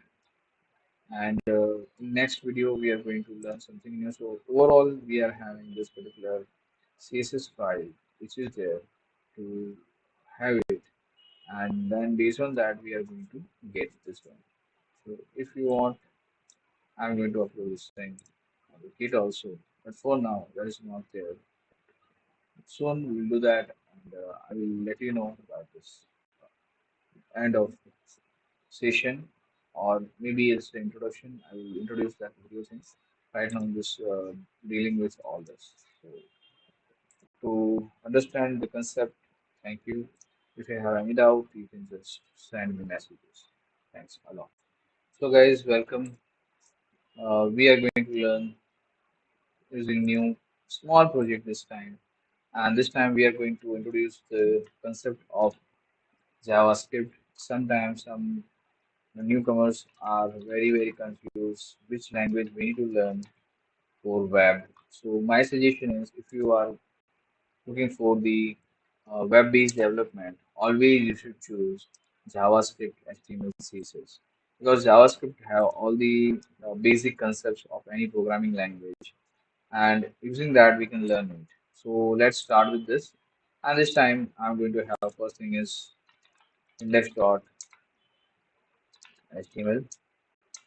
Okay, the second thing what we need is styles.css, and I want to create separate JavaScript file also. So I'm going to say script.js. And this is external file, by the way. You can also have the same three things with the JavaScript also, like the CSS part. So we are going to have this particular portion. Let me just try to open this. Open with not this one. I'm going to say folder. Yeah, folder is open here. Now open this HTML page, and that page should be arranged properly so we can learn it. So three files are simply there: index.java, style.css, and script.cs. Right now the output is very blank because we don't have anything right now. Now I'm going to say HTML.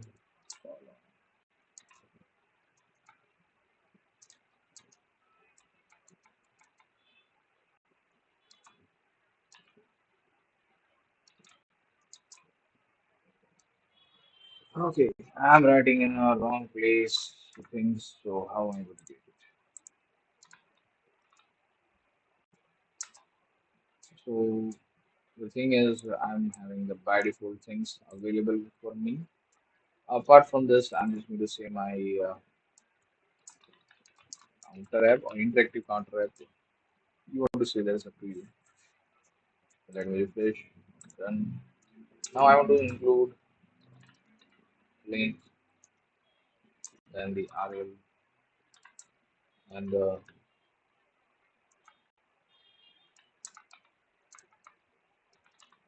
style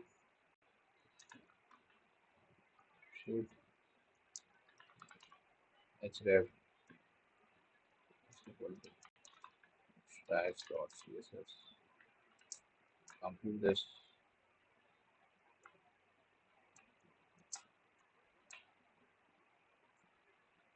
and then the body. What I can do is div listen class container. These are the concepts available in Bootstrap, but I'm going to have a container for now, and I'm going to have that my container counter app. Okay, so container is area where my actual data will be there. Right now, I'm not having any extra things in this P. Now the P tag and H1 tag right now, as per my this app, is the siblings of each other. Count the name of the ID of this particular P tag. So that should be inside of this. But paste, and here I'm just going to say initially that is zero. Okay. Now apart from this, I need one more view to display some buttons in this class. And in that particular button, I need button tag to provide buttons on the screen with the ID. So I should write like button has because it's ID increase. Okay, it is easy to use ID in case of JavaScript. So that's why we are going to use it. Increase, and we should write what? Increase. Save. Now this is one button we are going to get zero and increase. Second button I need, other button I need. So instead of in, decrease, decrease, and this is going to be reset.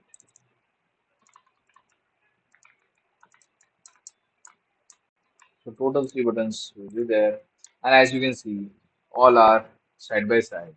So simply you can understand now this these buttons are inline components, not the components which are on the block level. Right. Now I'm going to include my external JS. So for that general cases we are including at the bottom until unless that particular thing is needed to load the things or display things in an earlier stage. So we are having script.js. Even like same like Java, CSS, JavaScript also would be internal, and then you can have the inline also. But right now we are using the external, which is a good math, a good practice to put things separate. So in this, we are going to write the logic that for the dynamic programming, but that's fine. So let's start with the CSS part first. Body should have font, family, serif, save it, refresh. Good. Then we are having background color, which is let's say F1, F1, F1. Okay, so whenever we are having three times F1, but obviously that is near to that black. So that's why these colors are there. Text align, center, okay. And padding from the top only. I'm going to say 100 pixels only. Good, completed. Now inside that we are going to have container. So for container,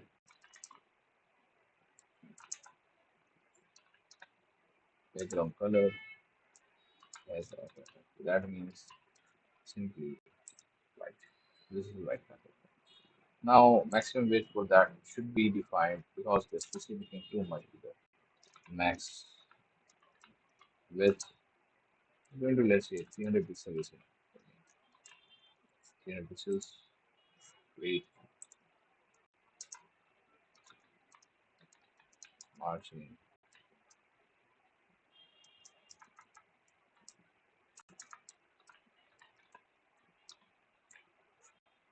auto. So this should be arranged here.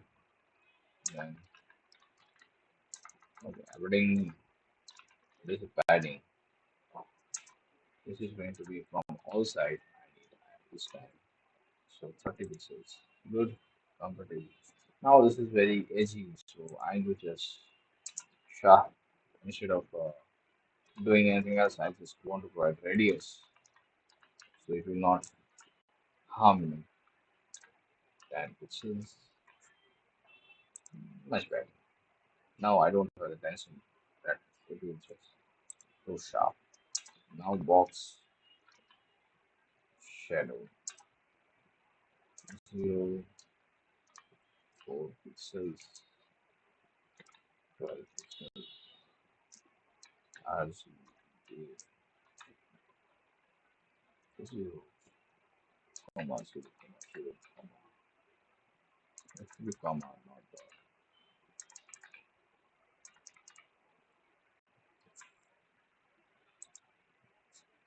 Yes, now apart from this, I'm going to have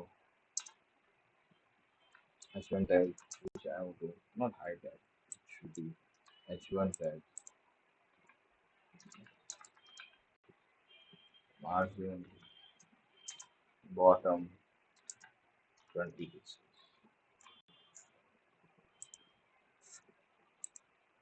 Then we are going to have color as 1 to 3.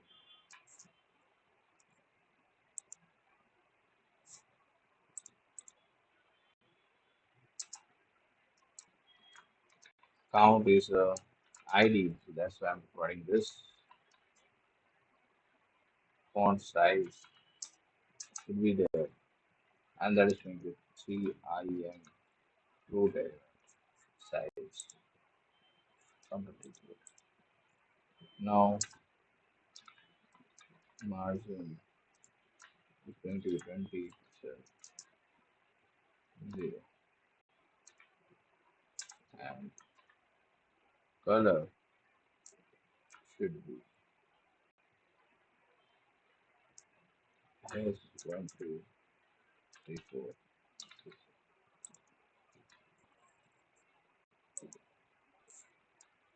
Good. Now we are having buttons. Buttons is a class. Then button is a tag. So all the button under the buttons class, I will provide margin of 10 pixels. Good, comparatively. Also, I want padding, so I can have proper space. Padding 10 pixels and 10 pixels.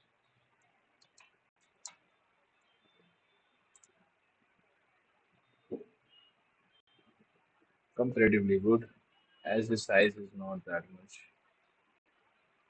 Okay, so I'm going to get this one. Apart from this, I can set also font size of this.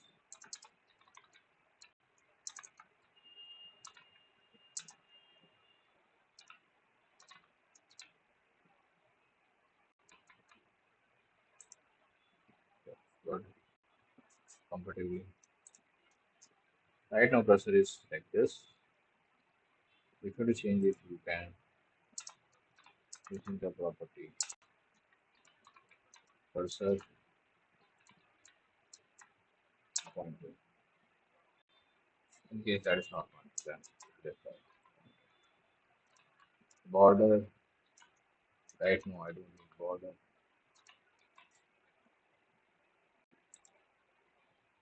Now, as you can see, the borders are gone. Now, apart from border, background color, let's see. Background color as 1, 2, 3, 4, 5, 6.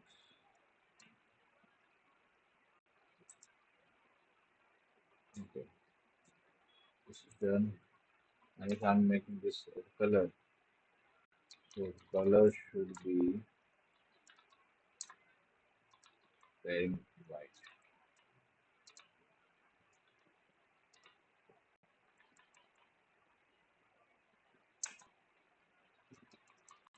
Border radius a 6 pixels.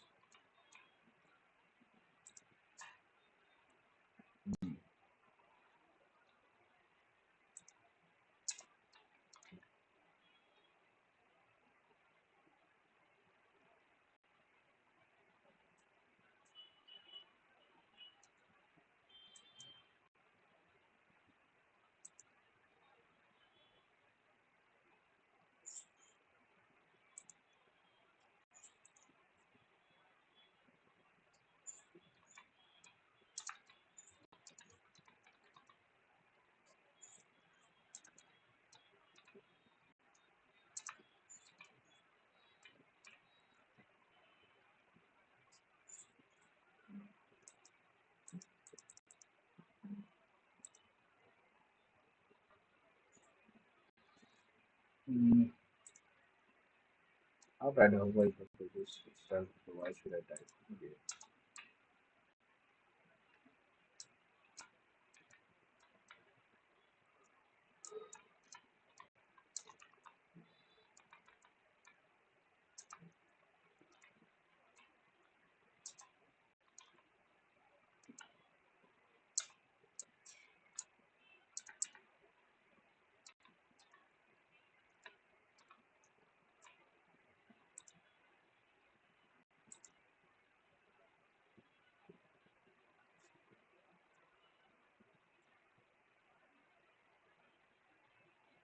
So I think this question is for into CSS. Now we are going to have JavaScript, and for the JavaScript, I'm just going to say simply const. Constant is a way to declare the variable, and we are going to say count display is equal to document. Document, the full thing is known as DOM, document object model. I want to get the ID. ID means for the unique thing among the particular software. If we are having two times same thing, it will just give me problematic output.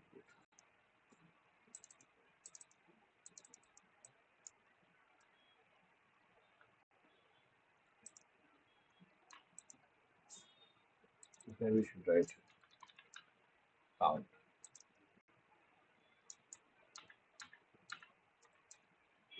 We are having three other components.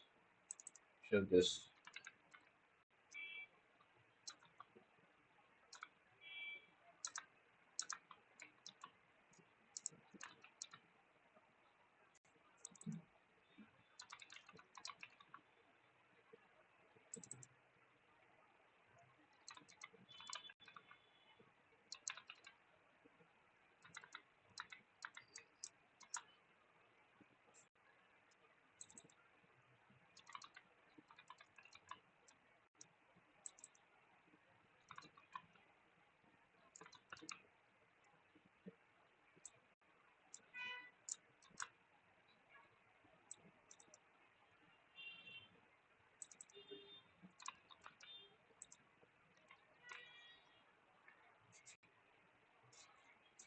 Now, is JavaScript create element by ID? It will just return only one element where we are having the same ID because throughout the document we are going to have this only one element which has unique ID. Each and every element will have a unique ID.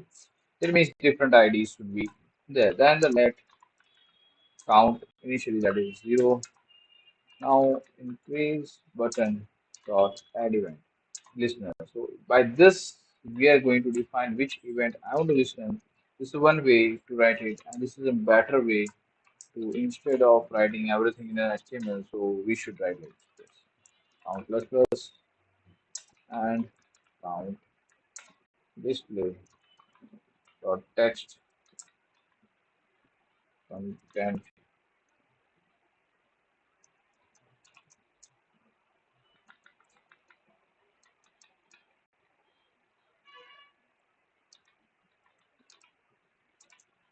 We are just adding that count display and in that the text contained.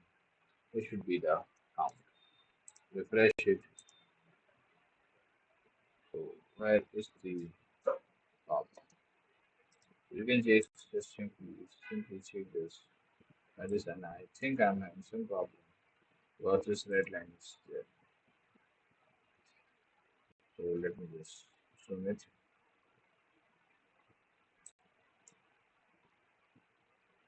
JavaScript 6 and deadline.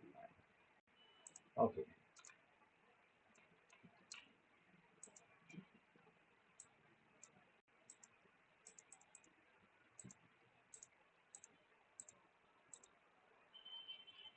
increment is working. Likewise, we need to have decrement.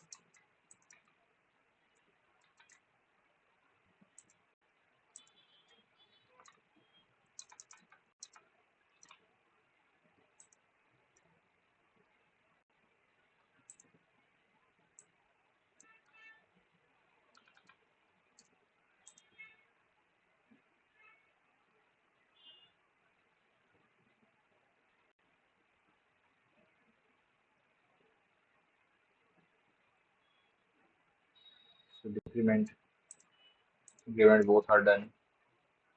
Apart from that, we are going to have another function that is reset quickly.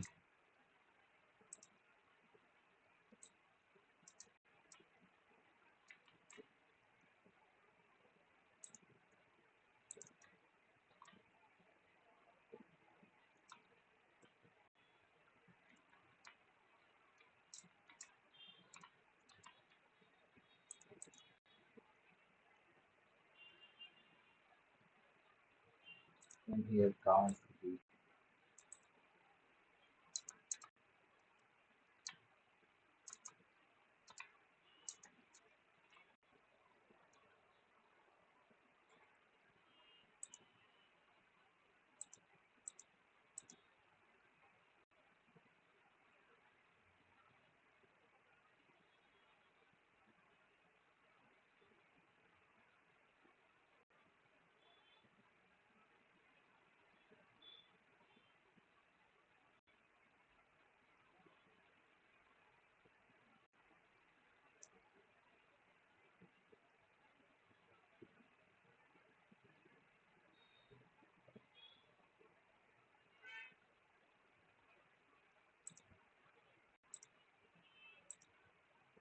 All these three buttons are working properly.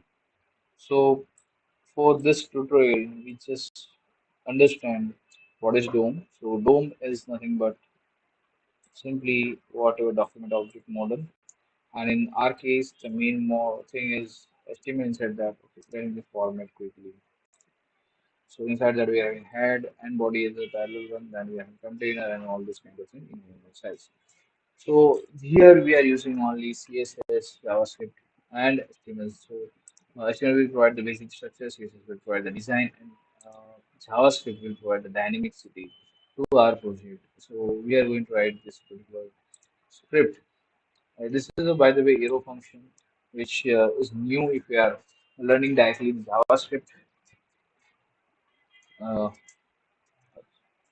Here, instead of this, you can also write a function and you can remove this particular portion. So that is one thing. Another thing is like variables. So variable could be defined using const and let. The difference is whenever you are having let, so you can read assign the new values. You can change the values. While in case of simply constant, you are not supposed to change the values of those variables. The variables values are not going to be changed. So as we are assigning these elements to these variables, so only inside things are going to be changed. Actual elements are not going to be changed, or different elements are not going to be assigned. And by the way, this JavaScript is a type independent language or type free language, so that means any type can be assigned to anything. So if I'm having initially number and later on I want to assign to a string, that is also possible. So I hope basic things you learn how to do it. Now, if you have any question, you can ask me as a comment, as a message. Otherwise, you can meet in person and you can ask me. Thank you. Hello, everyone. Now we are going to create next application, which is actually we can say a simple application. Till now, we are creating simple pages and those kind of things to learn simple HTML and CSS. Now we are going to create a simple application that is going to be to-do list, and that to-do list we are going to simply using this, and we need some kind of mainly three files. Number one is index.html to write all the structure of HTML, how that looks. Second one is styles.css, and third one we need to have script.cs. Okay, great. So these three files we need to create this particular application. And let's open this in a parallel one. So easily we can just let me arrange quickly. Yes, this is done. Yes, it is done. Now I just need to set it up like this. Okay, great. Now back to this HTML file. I'm going to have HTML uh, code basically. And in that HTML code, we are going to have simply first thing doc type and all these kind of things available. Now just let me change this thing to yes. So this is the application or today app also you can say that is up to you. Now I want to include that your CSS in this. So for that I'm going to have link relation is style state href is equal to style dot okay that's this styles dot css. Sometimes I forgot the actual name, so that also you can get that like once you have this, you are going to get this. Okay, now apart from that, we are going to have some view for the container, so that the class container, div container done. Now we are going to have h1 to display that particular app name to yeah, wait. After that, I'm going to have the form tag. Form tag is a tag by which I'm going to control the all the elements of the form. Okay, not form, that is form. Generally, new beginners are doing that kind of mistake where they are writing the instead of form, they are writing from. So, and they are not able to get it. So, input, you can also like this input column tag, text. So, I need to have a text with the name. So if you want to send some data and process that data to the server, then name is required. Otherwise, name is okay. And whenever you are having name and ID, keep in mind if you are able to have both the things as same one, so that will be easy to understand. Now, in input is a tag to get the input, right? And that is right now we are going to have as a text. Now, this placeholder attribute is the attribute by which I'm going to say what exactly I want from the user. So enter a task, the title of it, and require is the attribute by which I'm just saying that particular field is required. So let's quickly refresh this page so you can get the output. Now, after this, we need a button to submit this particular form. to make something happen. So for that, I'm going to say button, and that should be submit. So tab is submit, and then I'm going to say add task. It should be capital. It will look like that. So this is a simple HTML design, and after that, I need a unordered list to display all the to-dos whatever we are having. So this is over here. That is also done. So almost my HTML part is ready. At the end, before the body closing body tag, I'm going to include my script, and in that script, I'm going to say src where is my script.js file. So the script I'm going to write over there, and likewise. So design as per this, we are going to get the same. Now, second part I'm going to have for the body, and by the way, this is the element tag, and then we are going to have font family, sans serif, save it, and you can just have it. Great, looking good. Background again, as you know, background color. I'm going to choose double E2, absolutely save it, and this is how it looks. Padding top only I want 80 pixels, here to be clear to have, and text align. It should be center. Okay, good. Now the second thing I'm having is a class container, and in that container class, I want like max width is going to be 400 pixels of that container. Margin should be auto. By default, if you're not going to write this, so auto. Maximum what? Maximum, yes. Okay. Background should be white only. Then we are having padding is going to be 30 pixels white. As you can see this one. Now the border radius is going to be 10 pixels. Looking much good. Box shadow. Why you are having a shadow? Because it looks much better. So 6px, 15px, RGB 0,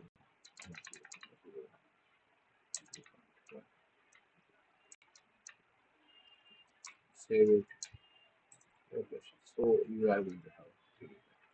Now for the h1 tag. So this is a tag, so simply this is the element. I'm going to have margin bottom because this is your 2D list, this is that one. So margin bottom I want 20 pixels. So I'm going to refresh it. So that is there. Margin bottom. Okay. Now for the form is again the tag or element I can say.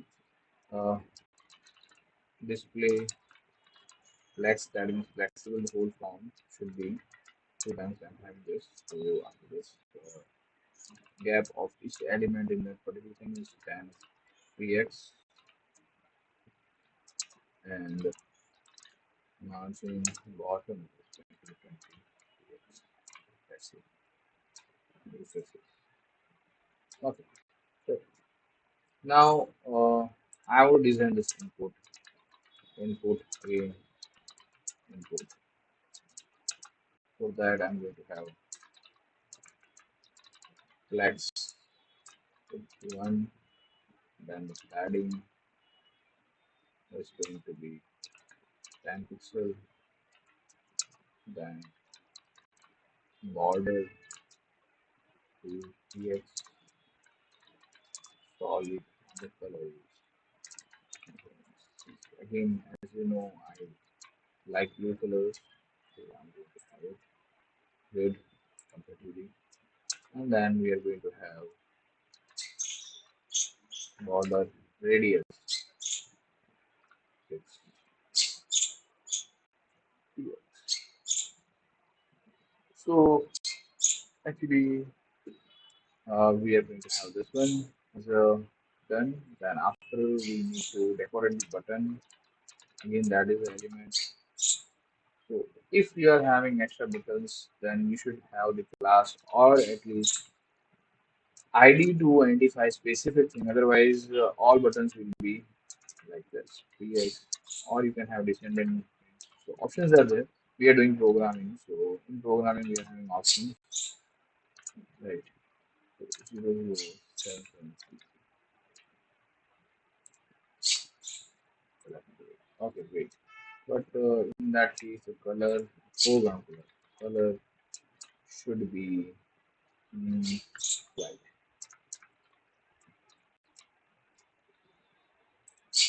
And also I need to have the border. So border is right now available, so I don't want border. Border none and border radius. I'm going to provide the border radius,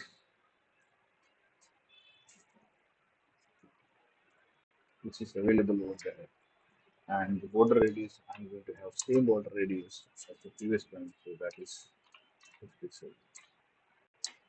Let's do it. Yeah, completely good. On this, we are having cursor is simple, so I don't want. I can change it, but right now, if based on the different browsers, it will change. So I just want to make sure at every point that should be at a pointer. So I think okay, type is there cursor. Refresh it now. This is alright. Fine. Now after this, what we want is another list that should be list style. I want none instead of any specific ones. Padding should be 0. Okay. Right now we are not able to view it, but once we add something, and then we can just have it. So then we are going to have li. For the li, we are going to have background color as F4, F4, F4. Okay. Now the other thing is padding. Okay, three times I'm having. The padding should be of 10 pixels. Margin bottom 10 pixels.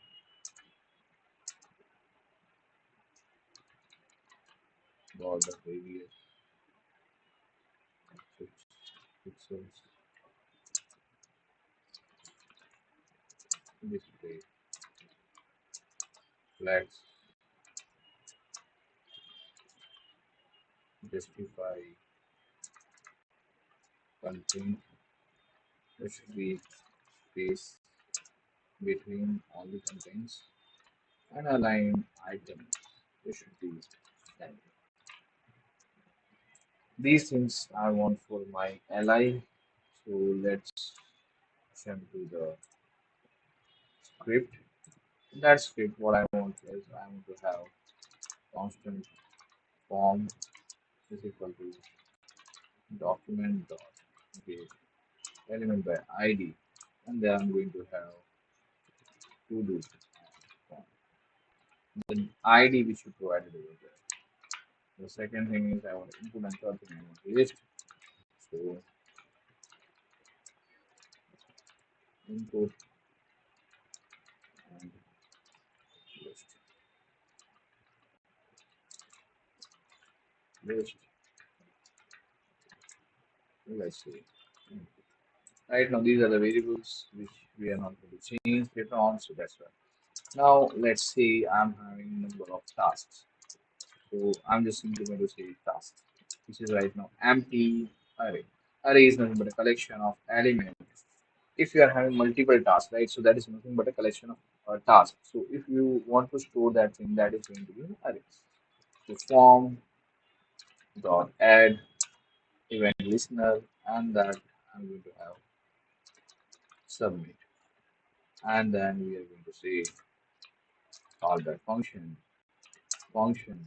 Name of function is not needed because that is going to be called inside, but I'm going to have event. So whenever you click or submit that thing, right? So let me just save this quickly and refresh it. Now once I click on this, let's say I'm required to that. So once I click on it, the page is going to be refreshed. Just click it.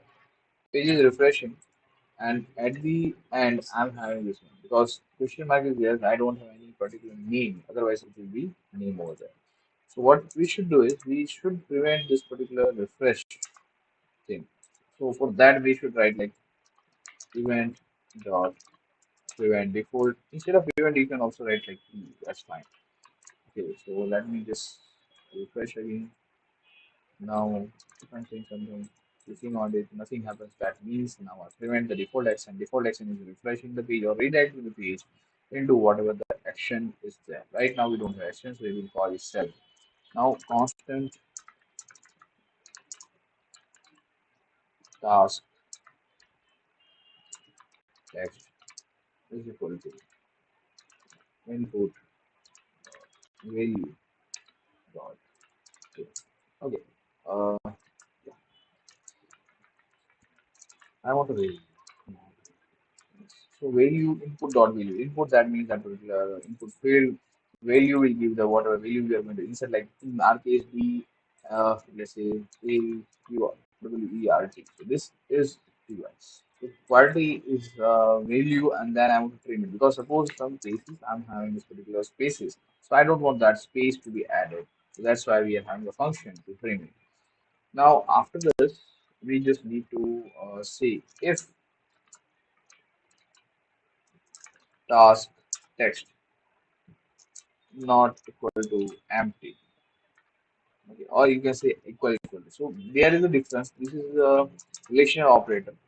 So if you're saying equal only, that means two times equal. Yeah, here we are having not equal. So three times, that means if I'm writing like this, it will only check the value. But if I'm writing like this, it will check the data type also. As we discussed, the data type is not there, but yes, once you assign something, the data type is going to be there. Okay, task dot push because I want to add that task. Push is a function to add new thing into my particular array. And then once we're done with this, we should simply set our input dot value is equal to empty string. So it will be clear. And then we are going to say render task. So what is going to be render task? Because I'm going to create a function. Function will call from this. Once we add it, it should display again that particular thing. So I'm going to write that function after this function. The name of function is render task, and I don't need any parameters right now.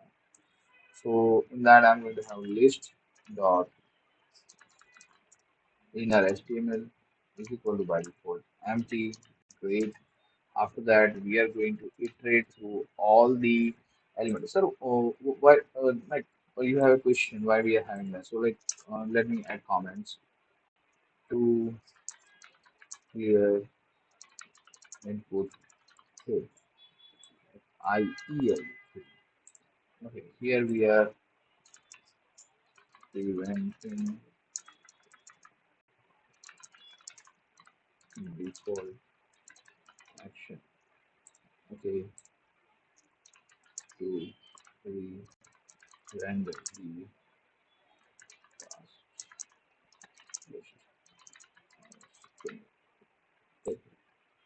Now this is what to clear all previous data. Good. Now I want to go through all the tasks. So tasks dot for each is there going to be one loop. Loop means what? By one, I want to go through this particular these elements available with the tasks, and individual could be known as a task. So here we are going to provide this particular thing where this is a function in the for each the function without any name, and this is the arrow function. That's why function keyword is not there.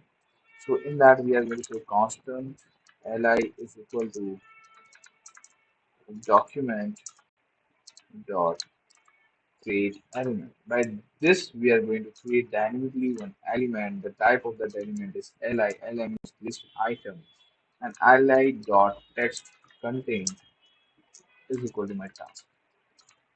Right. Now, apart from this task, I also want something should be there inside that particular task. So constant delete button, and I want to add the other things to delete dtm is equal to document dot create element, and the element type should be button. You can write the other things like simply button and then you can do it. But right now we are going to just simply have a button. Yeah, semicolon is optional if we are writing things in a different lines, but it is a good habit if we are writing it. Okay, so by mistake, even that there is no chances that you are going to write two statements in a same line. Otherwise, that is okay. Constant is equal to so content is equal to delete. So the text on that in between button text be delete, and then we are going to say delete button dot on click. So on click is the event. Also, you can have dot add event listener, and then you can provide this click. Both are valid thing. So on the click, what should happen? So I'm creating a function. This should happen whenever we click on the button. So that is going to be task dot splice is the method by which we are going to provide the index, and on that index how many elements I want to delete. So that is one element I want to delete. Again I want to say render task. So even from the render task I'm calling this, but this is going to not be in a loop because for whenever you click on the button then only we are going to have this particular event, otherwise that is not going to happen. So whenever you click on the button then only we need to render it. Okay, so this is already available. Now what to do once we are done with this? Okay, this function is done. Now in a li dot append child. Okay, so here we just add the text content. Now we want to append the child, and for the append the child delete button is there, and that particular li should be inside that list. So list dot append child because elements should be added as a child. So here we are going to li done. So almost we are done. Here we can add the semicolon. Okay, to end this particular function. Sorry, to end this particular whole the function ending is okay. Now refresh this, and as we are having this delete button, I should also write some tagging styling. So I'm just going to simply say li button. So for this, I'm going to write li button. It should be in next line. Understand more. Background color should be E74C. Good, which is red because that is going to be delayed something border, but obviously none because otherwise I'm going to put black border, which is not that much suitable for me. Color is there, and the color I'm going to set is red. Okay, red on red we are going to have red. No, we are going to have white color. because the text should be readable. Now padding should be 6 from the two sides and 10 pixels from other two sides. Now apart from this, border radius, which is going to be 4 pixels this time, a little bit less. And the cursor should be font. Save it, refresh it.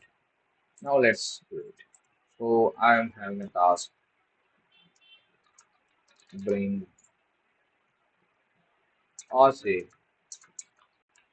it fruits, add task. As you can see, this is now whenever you are going to click on this, it will delete it because we already write that thing. So splice it by one element. So again, I'm going to say eight fruits, then read books. So whatever you want to do, that's up to you, and that will be deleted from our list.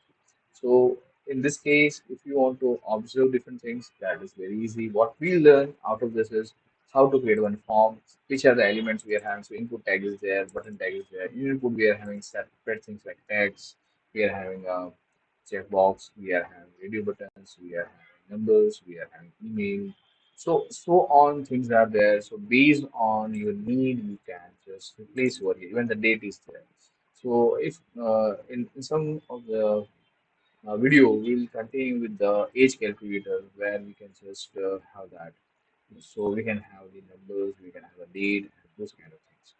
Now, also we learn in case of JavaScript like how to prevent the default actions. So that is once the event is happening, that event should be prevented using the prevent default function of that event.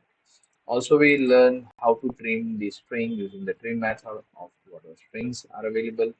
And also, we learn how to compare the data with the data along with the data type. So that is the third time we need to write the equal. Apart from that, we learn how to add elements in my array, that is push, how to remove that, that is splice. Even in the using splice, you can add elements, that is also possible, but mainly we are doing that using the push method. If you want particular thing at a particular place, then you can use the splice method. Otherwise, if you want to add something at the end of it, so you should go with the push, right? Then we learn for each loop and how to create the elements and how that will be there. One more thing I will show you, like many of the time we are just explaining the thing, but we are not able to see the properties properly. So I'm just going to show you that. Okay. So this is styling, how we are going to have it. Okay, so this is my page.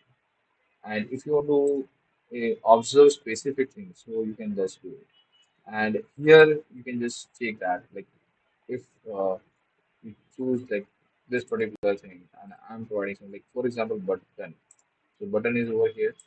So for this button, we define like what is the border and those kind of things. So as you can see here in the CSS, background color, so background color is already defined for this particular thing style, right?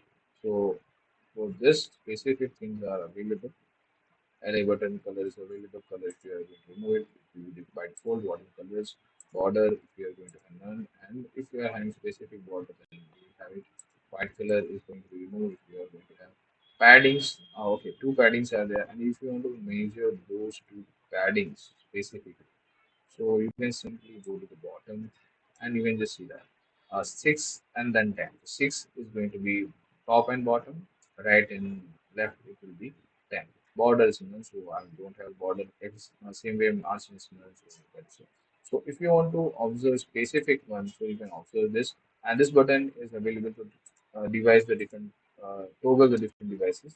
If you want to view that same thing into how it would look in a particular device like iPhone SE or iPhone 12 Pro or let's say iPad. So this is how it will look. So you can see your output easily. Even you can modify the size if you are having responsive. So you can check on the different size how it will look, right? Whether you are having the problem with that with the CSS or not. Up to some extent, this is responsible because most of the time we are using the flex and those things.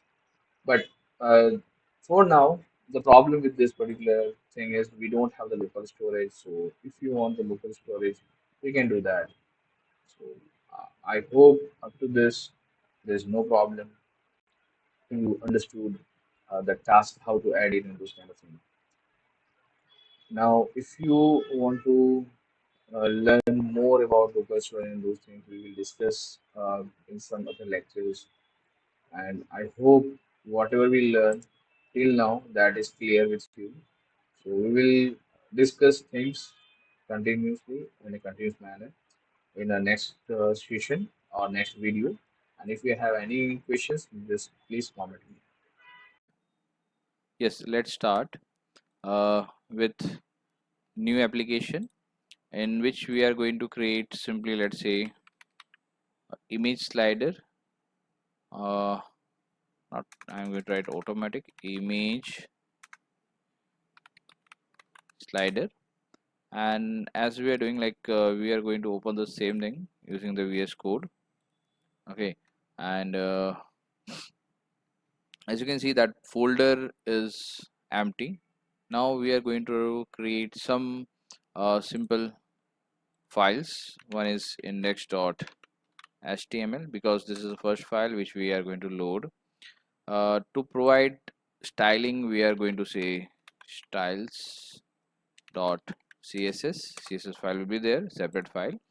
To provide some kind of JavaScript, I am going to have my script file, and we are going to have some image because we are going to create the image sliders, that's why. So let's say I'm going to have images, and in that we are going to store some images. So before starting, let's have some images. Okay.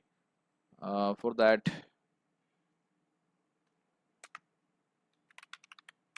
let's say company images, IT company images, IT, or say quotes, it would be great. Yeah,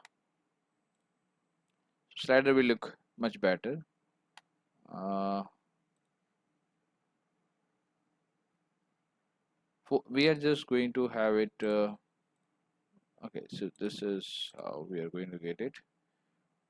Open it now. So yeah, we are going to have lots of images over here. Now let's, no, I don't want this thing, but open a new tab, that's fine. Open images, new, great. And then we just copy, I can say copy this, save it. It should save into this image slider, images, first img dot, we are going to save with all files dot jpg. You can have whatever jpeg, png, and those kind of things. As you can see, this is jpeg.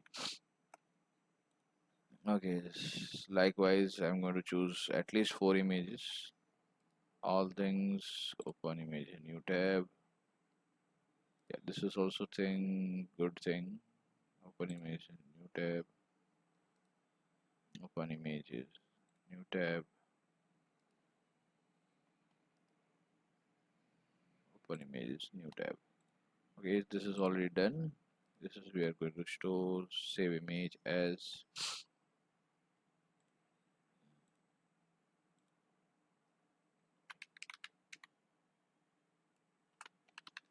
You can have whatever name you want.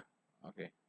I had to just update this because this is going to be okay. Now I think we are having 2 images, but in that, okay, yeah, rename dot jpg.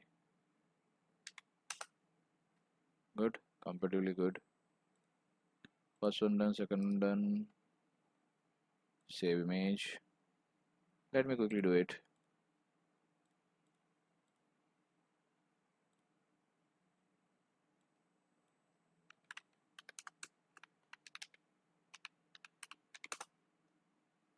see.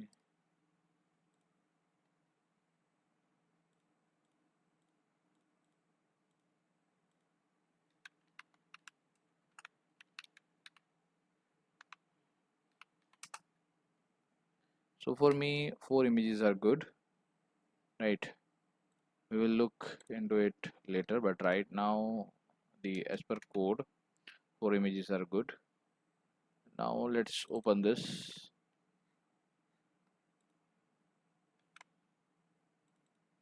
Okay.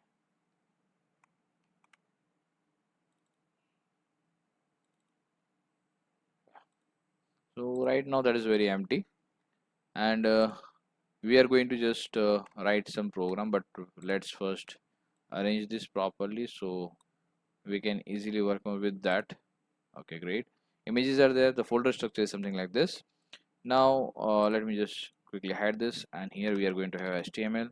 So I'm going to just pick what are the by default things are there. Now let me just quickly arrange this a little bit more so easily we can manage the things.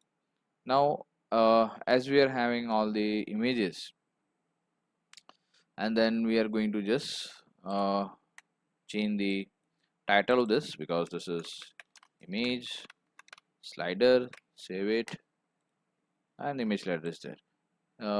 After this I need to include this style sheet, so link rel is equal to uh, style set. Then we are going to have href is equal to styles.css, create, and at the end of this body I'm going to say script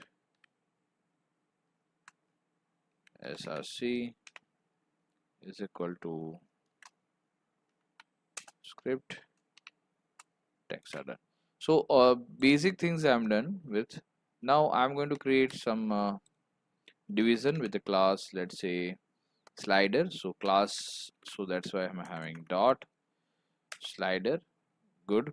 In that I'm going to have individual image, so image with some id, so I can change it, image dot, let's say this is a slider image, so I'm just going to say slider image. In that source should be images folder slash the first image, right? And this is the image for, I think, sunset,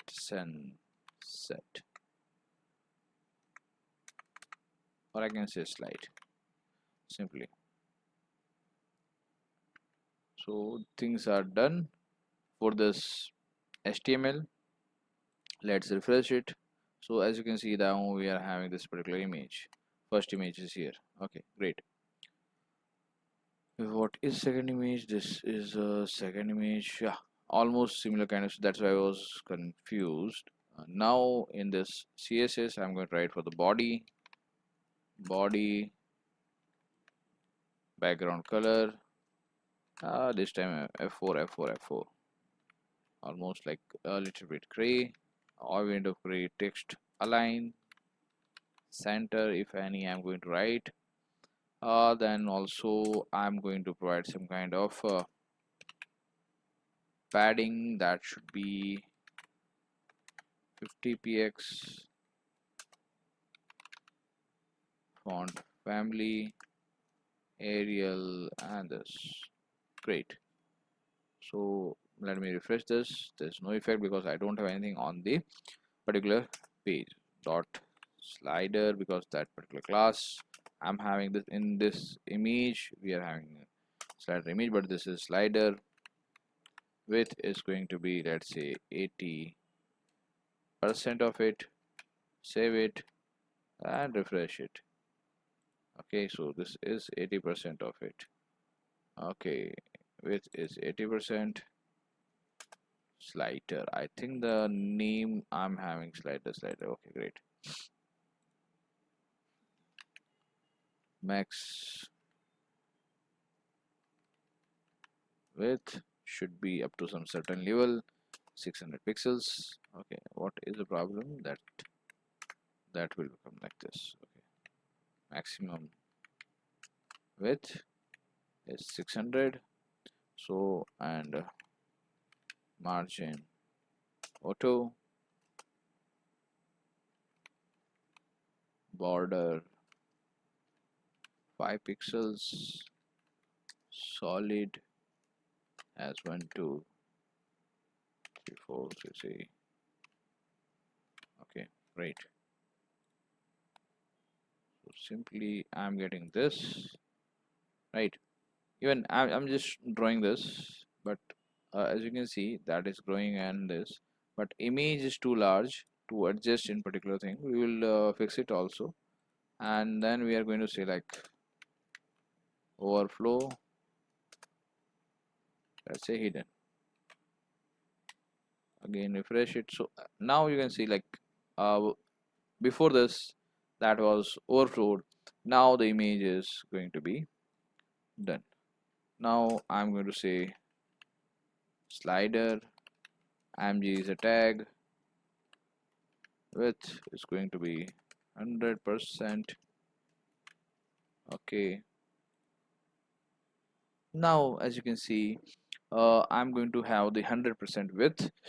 Height is going to be auto, so I'm just going to say height auto. If you're not going to put auto and you put something like a specific size, it will become like stretchable and those kind of things. So right, I don't want that thing, so that's why we are having this transition. Transition should be opacity, and that should be 0.5 seconds is in out. So whenever something is new is coming, that should be very easy. Whenever something is going outside, that should be very easy. So for that purpose we are saying that this should be is in and out. Now the part is last one, where we are going to have constant images, define the array of image, and here we are going to have first img dot jpg, and likewise for the others. So last one is fourth, third, second. Great. Now after this I'm to say like currently I'm on the which index. So current index is going to be 0. I'm on the first image, that's why in that particular array the index starts from the 0, that's why slider image I'm going to create is equal to document dot get element by id, and the id which we have over there is going to be slider image. Good. Now we need to write some function to add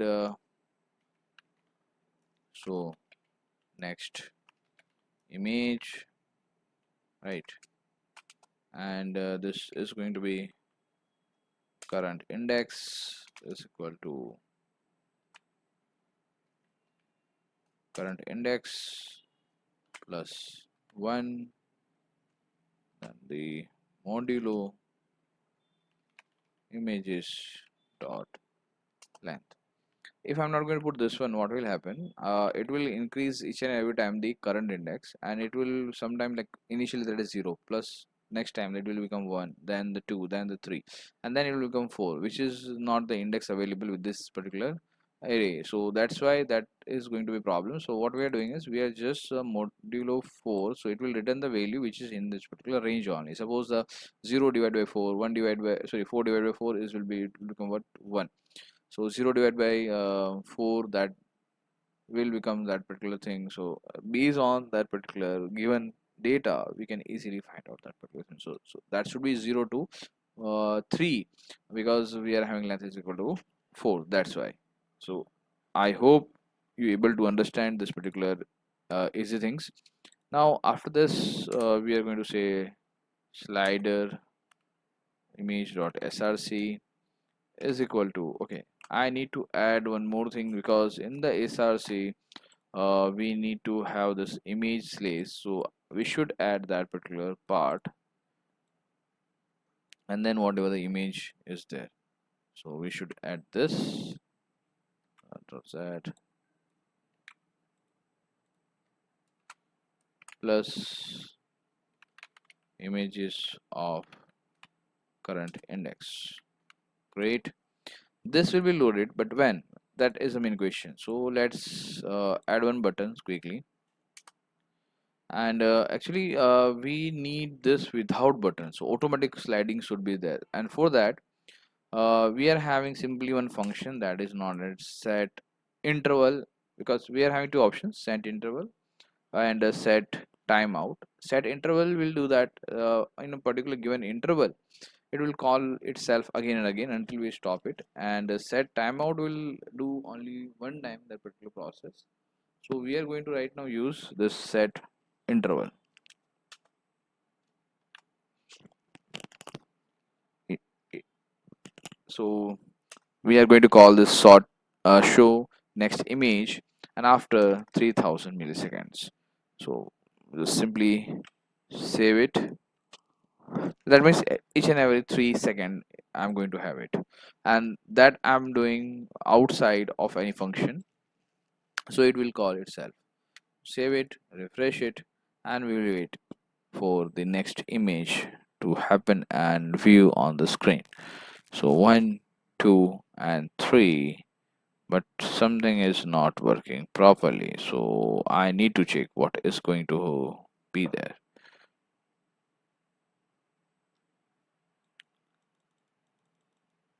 Okay, let me put this one as a 300 only. So mostly we will have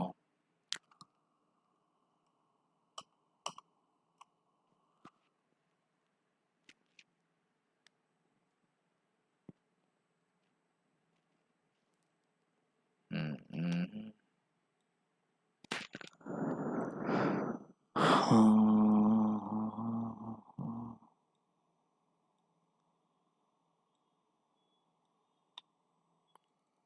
okay, my mistake is there. This should be ID, because I do set that ID, and by mistake I set the class. It should be ID. It's my mistake. Sorry. Now, as you can see, that is too fast. So I'm going to simply say that is 3000. Okay, great. Save it. Refresh it. After now 3 seconds, it will be there. Okay, so now this look much better comparatively. If you want like the same given height, you want to adjust that thing, so it will be great. Otherwise, you can choose the images which are of the same size, so it will not reflect your output. Otherwise, if you want to have the same size, so at that time you can simply have that particular images should be of same size. Otherwise the possibility of cut down or stretch out, stretch in, those kind of things will be happen, and image quality will not going to be same. So my suggestion is you should have the images of same size, so it will give you the better output of this slider. So at the end of the course, we what we did is we just have a simple div where we are having one image slider, and we are just including that particular images. CSS is applied to just provide the overview of this particular thing.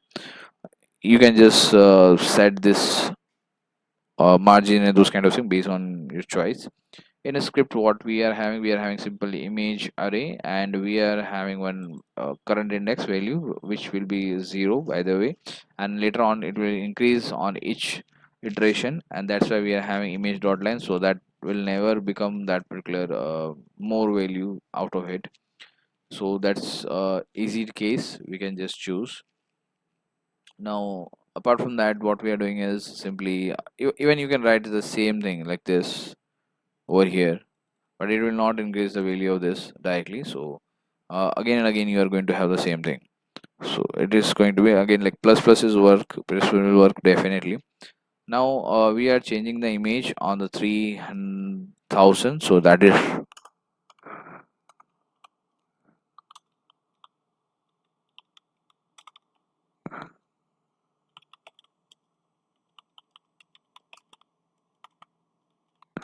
yes. So in this 3 seconds, image will change itself. So for now, I hope you enjoy and you learn this particular session. If you have any doubt, any in between, so please let me know. You can also add some buttons over here and perform same thing, but at the time of next image and the previous image, it could happen. You can just add two different buttons, and you can add the events to them, and later on you can just perform two different functions. One is the next image and one then is a previous image. And in previous image you just need to make sure that particular current index should not have this minus value, and for that you can put some conditions, and based on that you can just display some alerts and those kind of things. So that could be easy. And again, like is the transitions transition here we are having something, so you can just change it. And here we can also develop something like number of images are there, so we can have the number of boxes, and on that particular box click we can load that image. That is going to be a little bit challenging, but if you accept those challenges and you want to try it, so it will become easy to you to understand and practice the code, and easy to understand the programming thing. So now, right now, in the era of AI, you should understand the flow, you should understand how to apply things, where to apply things. Instead of only understanding the things, you should need to understand how to apply the things. So that is a main thing right now we should have. So for this practical, that's fine. For this session, thanks a lot. And if you have any doubt, you can just put in the comments. Thank you. Okay, so we are going to create here the form validations, and for that we just create this folder. Now let us open this folder with this VS Code.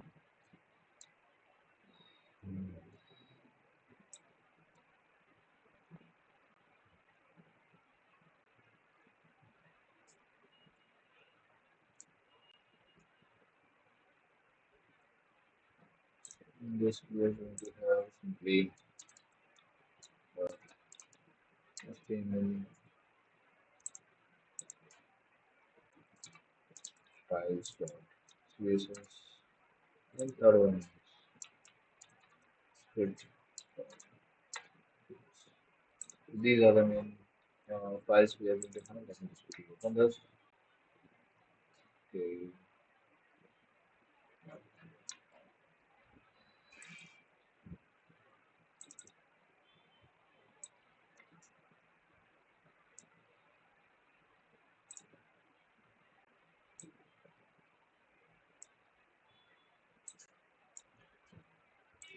okay, so in HTML file we are going to have same like the previous ones. HTML.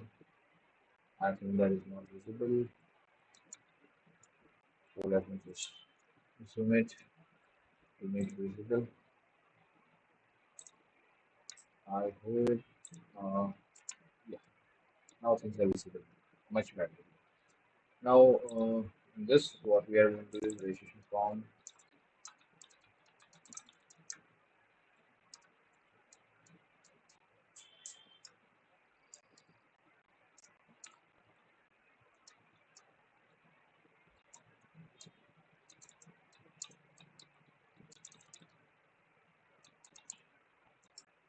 Registration form is there. And in this particular form, we are simply going to have this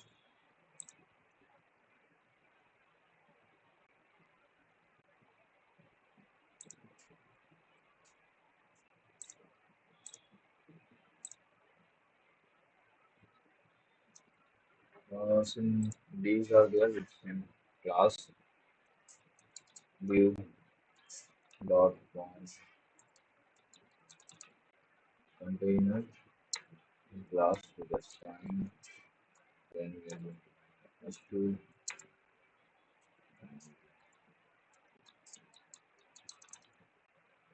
registration, the refresh it, so I'm going to this, then after form, just an ID. Sometimes we are writing a form, so it is a mistake. Instead of this, we should have registration, form. Inside that, we are going to typical input text, one for the type, text, get user name, the ID is equal to username, and the placeholder is equal to user.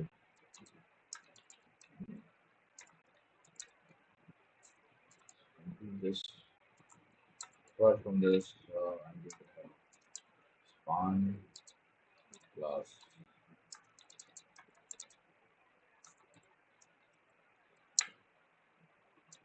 error ID equal to user error. Likewise, I'm the same thing.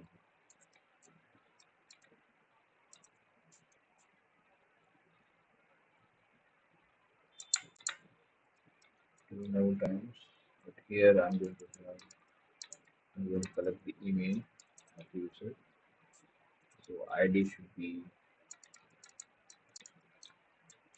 email and email ID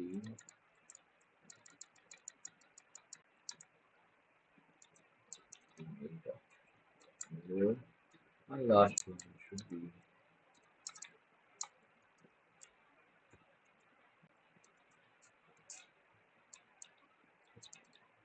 password, password, and then password. Yeah, let's say password. Great. So ultimately, we are having some form design ready, and apart from this, we need one more button. So I can do simple operations on that. You can say button that should be submit because I want to handle the submit event of this form. That's why. So registration is a button, or I think the registration is not included. What's register? Okay, great. So after completion of this particular form, I need to just have to include my script. I'm thinking this, I also forgot to include the link is equal to style sheet and f is equal to style of css and control is likewise I implement script in this src is equal to mm, script dot yes. So these are the things we are having. Let me just refresh it. So all these things are together here. Now I'm going to move to this particular body part. So body, font, family, that is Arial,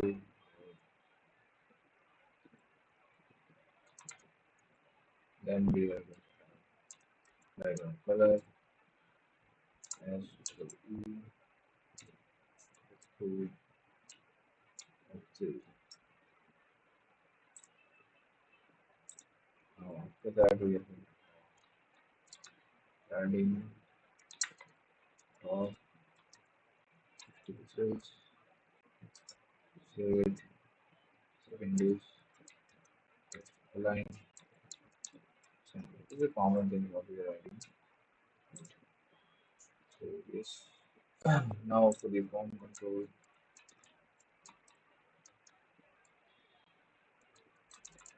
that every form controls are available inside the container. So background color should be white, white and see it. Width should be 300 pixels. Then margin is going to be auto padding. As already discussed, the padding is inside space and margin is outside space. So after that we are going to have border will be plus 10px. Let's see this compatibility again. And then we are having mm, box shadow. As you know, we always adding this particular thing. Pixel, pin, pixel, RGBA. This time, 0, 0, comma, 0, password. Which everything else. Okay, so let me just refresh it. Yeah, much better. Okay. Now I want to decorate the inputs also. So input that we are going to have display and dock. So each and everything will be in a separate line. Wait, then we are going to have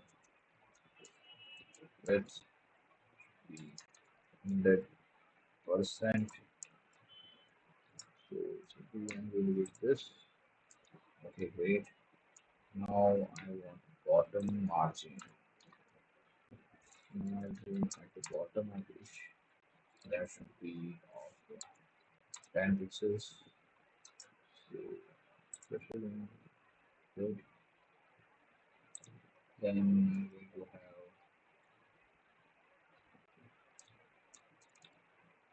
padding of 10 pixels. Again, so this will make this good comparatively. And then we are going to have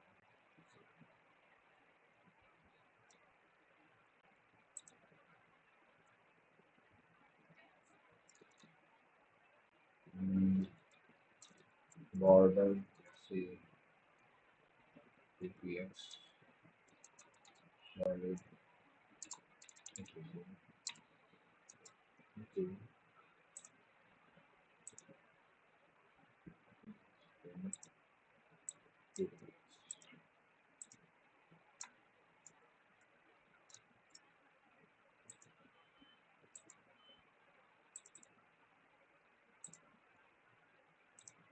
I think I'm going to also type it. Yeah. Then border is going to be 6 pixels.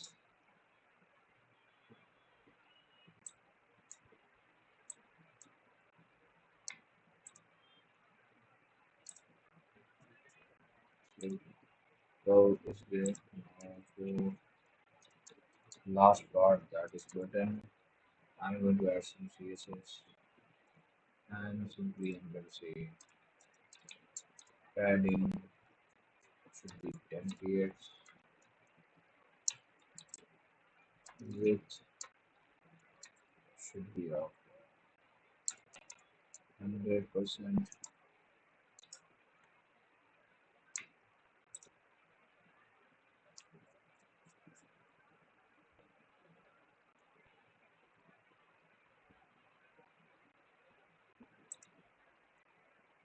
and then I'm going to have background color. Let's see, completely good.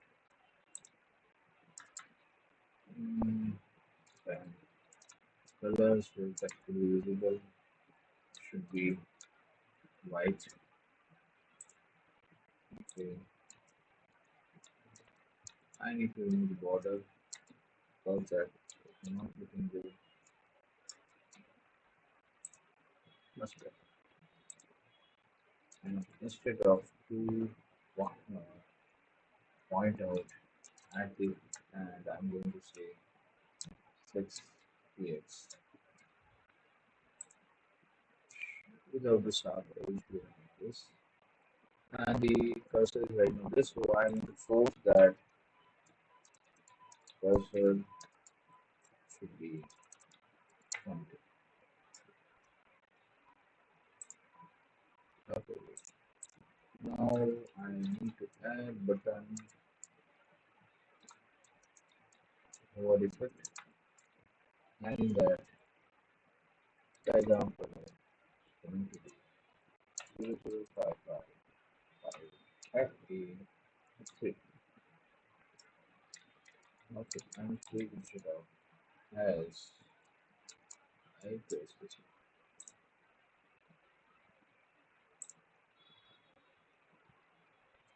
Okay, great.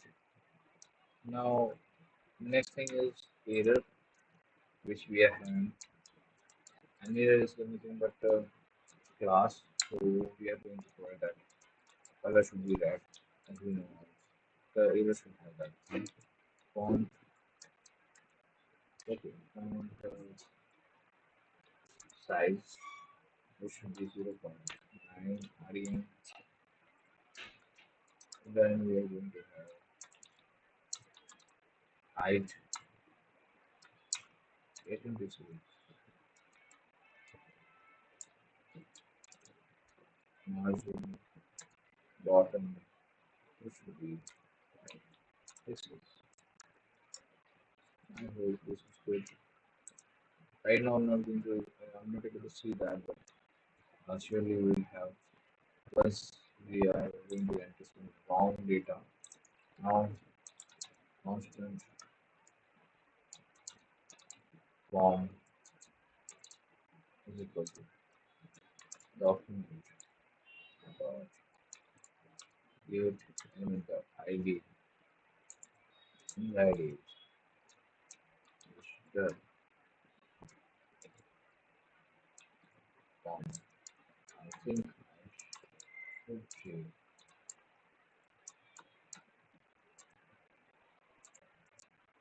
this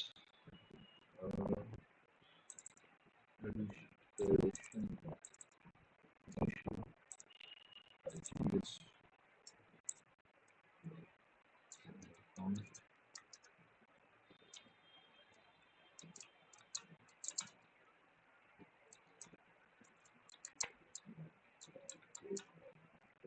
ID.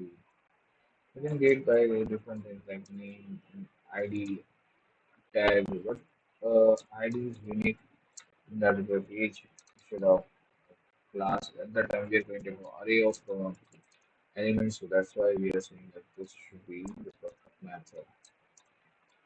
Document dot data by ID. Something not wrong. That is email. Now last 2 minutes. Password.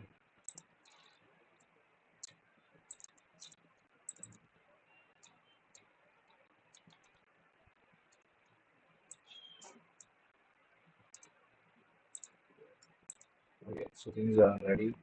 Now we are having the all three elements which are the error, constant, user, same error, is equal to document, and the ID, same error.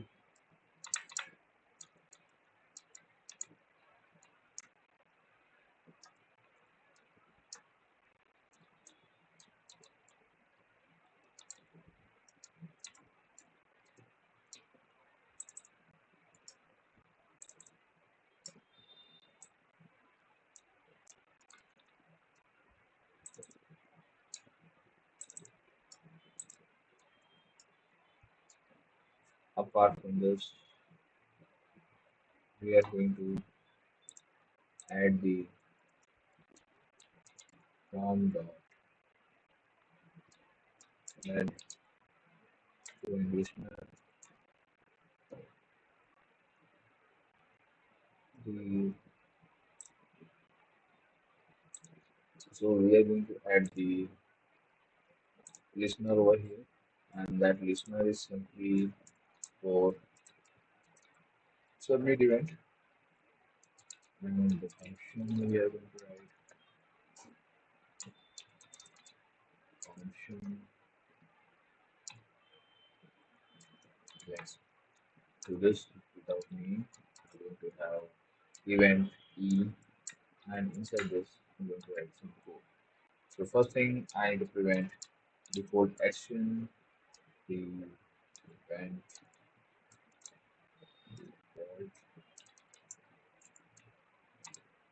default problem.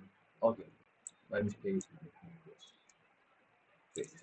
So prevent default is there. So now if I'm going to first refresh it, now I'm going to just do anything. This one is going to refresh by default. Otherwise, if I'm going to remove this line, it will refresh itself. Now, to declare the variable, we have another one word p, that's what let is equal to true or is valid. The much better word is valid. Right? Is valid. So whether the everything is valid or not. So now first thing is if username dot because username is nothing but a field.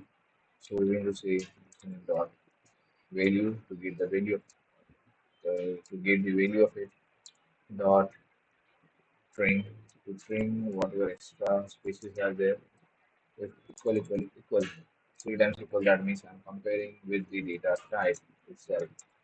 Now if that is the case I'm going to say what user name error dot text content is equal to username is required and refresh again and paste it. So username is as you can see. And in this case, I'm going to say what is valid false. This is needed if you don't want to go ahead. Otherwise, you can just should be have the message everything is good, and you can just show something. But right now, I just want to have this thing. Now, same way, I want to check to the email. So in that email, we are going to have for email relation actually apart from this only else part. Suppose I'm going to have else. I'm going to click on this again after entering something again that is there. So we need to have that thing. So content is equal to we should put it empty. Right now, let's save it, refresh, empty, register. Okay. Now for the email verification, and this is what username required. Okay. Email, email verification with regex. Regex is nothing but a regular expression by which we are going to say that this is expression and this expression need to be there in the email regex in this format only, right? So for string, we are going to say simply uh, place which will have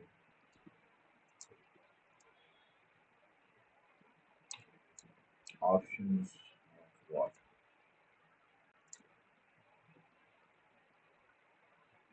place as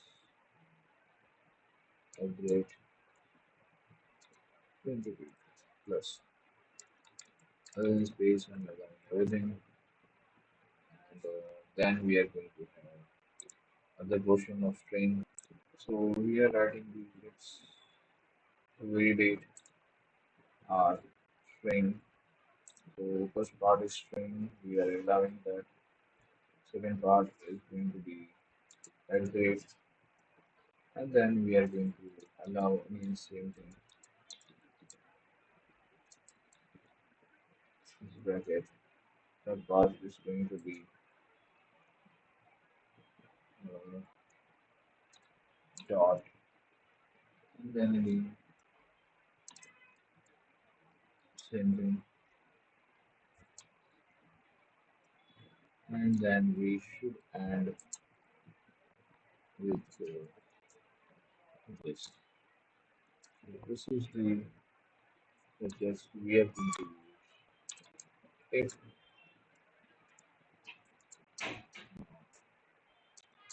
main logics dot this is the function by which we are going to use the regex, and then main email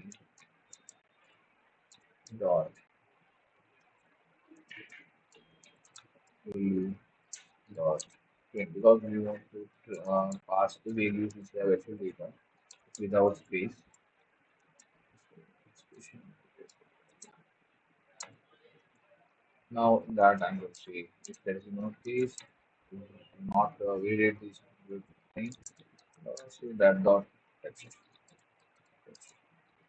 contain what is this not this imitator dot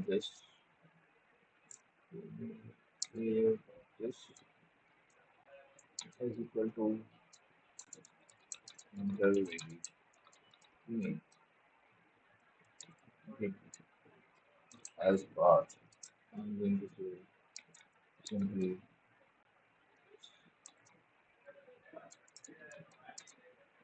so in this case I'm going to say like this and also I'm going to say is valid is equal to false. Great. So by default that is true, so that's why it will become true if given that particular thing is passed. The things. Now password relation if password dot value dot string. I think like to say length because in password you can enter whatever you want. Is less than 6 characters. Then I'm going to say password error dot text content is equal to password must be at least 6 characters long. The same thing we was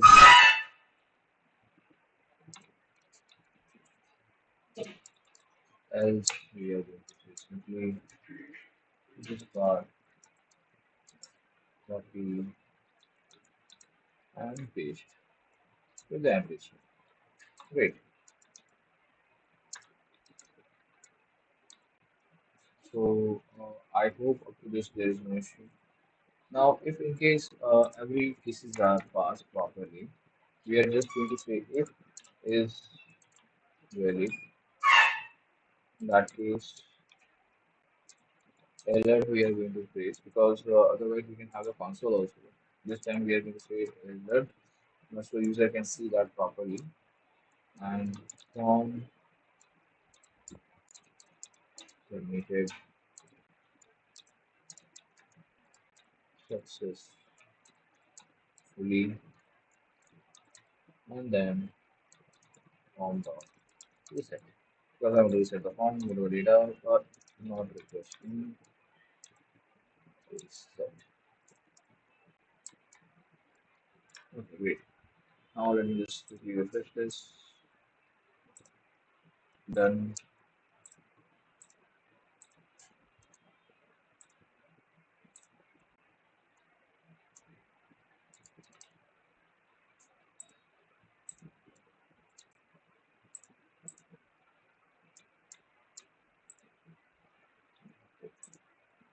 So after this, I hope there's no issue. So we will what we learn is register email. We learn how to pass this particular error messages to the text contained dynamically. Then we also set or learn the how to reset the form. Simple things are there. So by this, we just have a simple question form. You can have a multiple type of elements, and then you can check and you can validate. Like even the password, we sometimes we are having like the capitals, one capital, at least one capital, at least one small. Then the at least one special character should be there. So those kind of conditions you can put as a regex, and then you can just validate it as using the test method.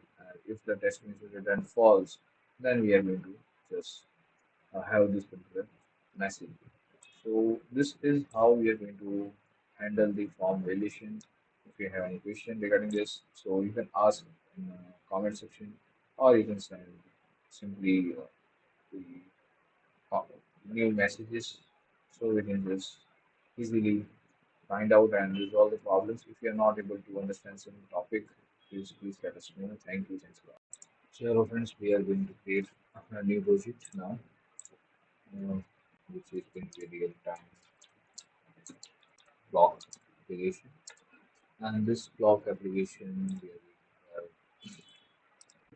going to have wait,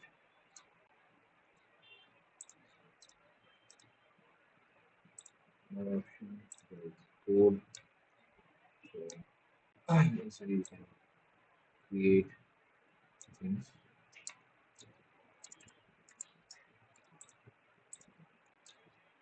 We are going to say index.html.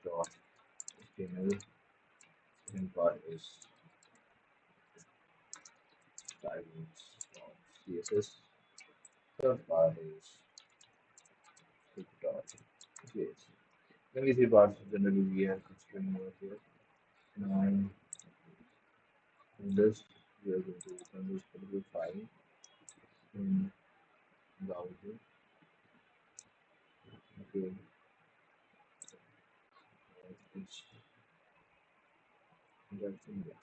So we will be having it should be having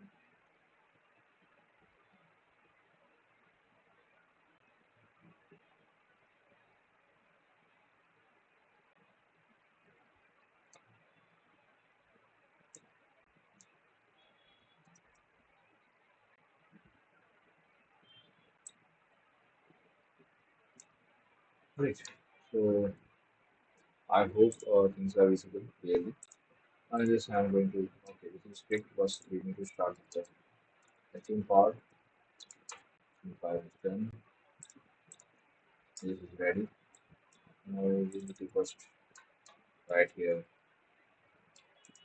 clock. That's fine. Then we have link tag shift. Then we are going to have select is equal to styles.css.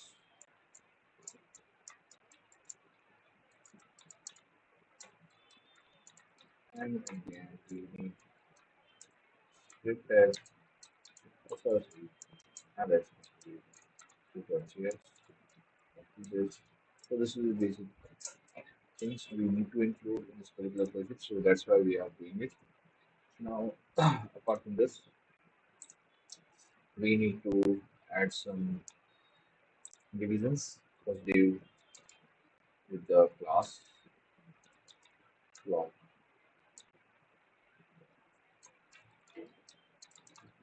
container,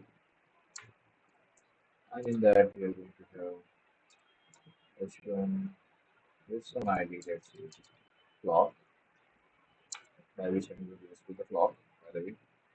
So initially the time is 0000 and 00, and then we will change it.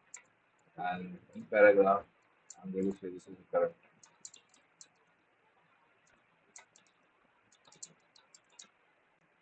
Okay. Now let's refresh this page. So we are going to get something like this, and we will jump directly to this list part. Generally, whatever things we are adding in body, same thing here we do over here also. Body, background color, okay, I don't want to work you like. Okay, this is my mistake, and we are just doing this. Okay, great. But if I'm doing this, the color should be white only. Done. Much better. Font family. Okay, this one. Whatever that is just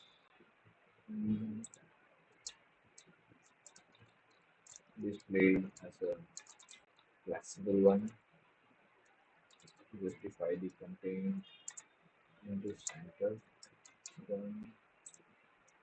And align the items also into center.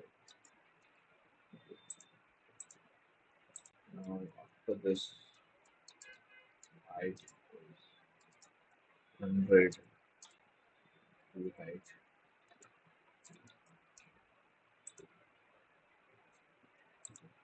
So now this body height is done, so that's why it is done. Great. Next is margin, which is going to be 0. Save it. Extra margins are gone. Okay, great. Now dot clock. Now this container we are going to have one person. I think I can do this. Sometimes due to typing mistakes, typos, and problems, that's why I don't want to do it. Now both the things arranged properly. Text line is done. I want to add some paddings to this. Let's say 40 pixels. Okay, it's not right also, that's fine. Background, linear, gradient. I'm going to add 145. Until we are going to have three colors to see 53, 54, 58, and the second one is 23, 53, third one is F,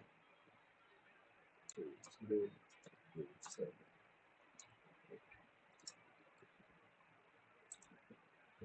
This is it. Now, I don't put that mentioning too much difference in colors, otherwise the gradient will not look that much good.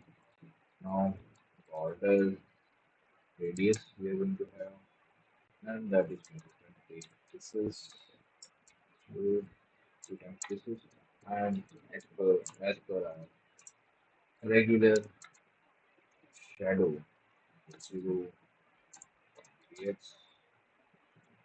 20 px, CPA, this time 0, 0, 0, 0, 0. Yeah, so, so it's really this great method. Now, I'm going to have clock. This clock, I'm going to have font size, font size of our group, EM, element measurement, rate, chin, 0, extra values new user space name is going to be 23x. So it will now look much better. So this is all about the CSS. Now we are going to write the some function, and this time I need a function instead of writing anything outside.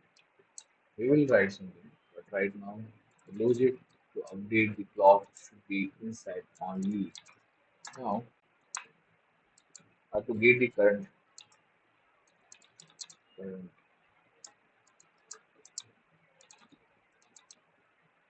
date and time, I'm going to say constant now is equal to and from this I'm going to just have my hours is equal to now dot date hours is a method available with the state class. Second is I'm going to say minutes is equal to now dot date minutes, and third thing is seconds now dot seconds.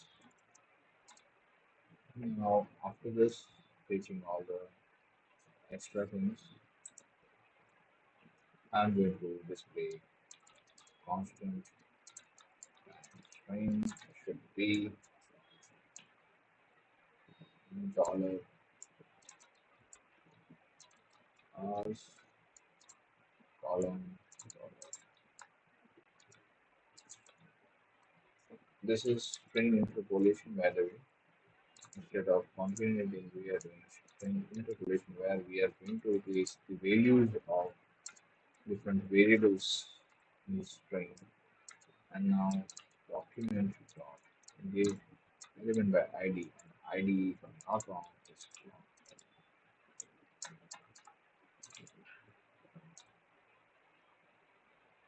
dot inner text or HTML both will work because I'm going to have simple string, so that will work if I'm having anything regarding that HTML, so I can have HTML.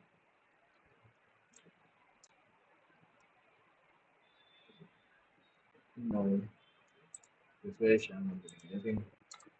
Trying to call update block function.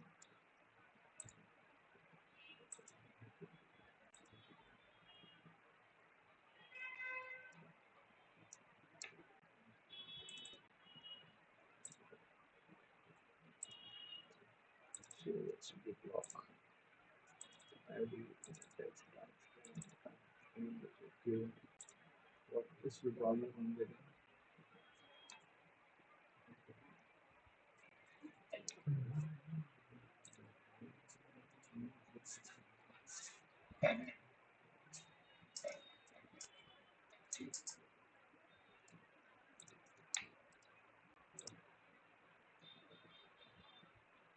I'm having some error, but get let's spelling mistakes. No, this is not changing.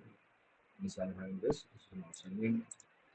So it should change as per our needs. So shall call no on inter shall call after each second. So I'm going to set interval function name create block and then 1000 done. Great, you just created it. Now sometime what will happen is like here we are going to have in a single decision. So at that time we need to add some padding, and for that padding part you can say hours is equal to hours less than 10, then single 0 plus hours. Yes, as you can see, we are having a second particular part. So hours simply wait,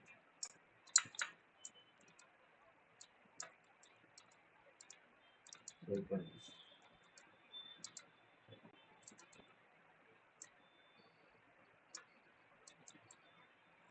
20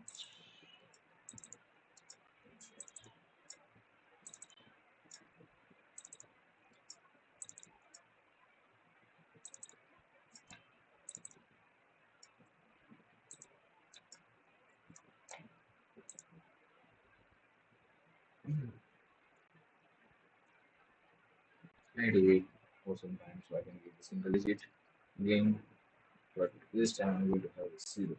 If I'm not getting it, that means I'm missing out. Yeah, great. So, as per this logic, what we add is one padding if we use a single digit, else that will display in a proper form in a two digits. So, I hope you just able to create this particular form. If you have any doubt, you can just discuss with us. And this is how we are going to create the simple digital clock. Thanks a lot. If you have any question, you can ask me in comments or you can just send me the messages. Thank you. So in this part, we are going to create a new app. Like, could you please add please app? Let's open this folder and just go. Mm,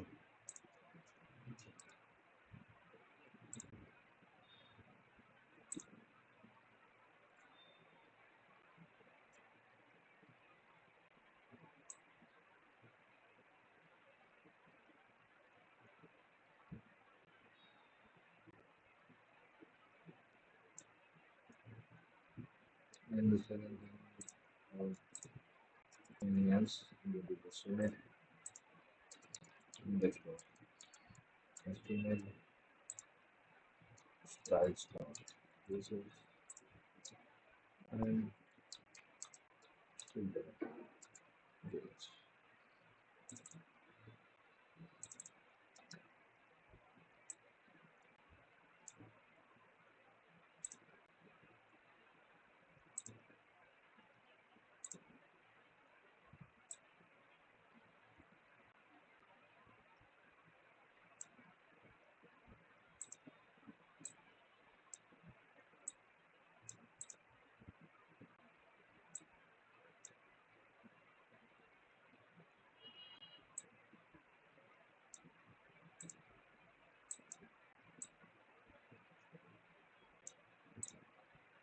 Now in this HTML, I'm going to have HTML simply because in this what we are going to do is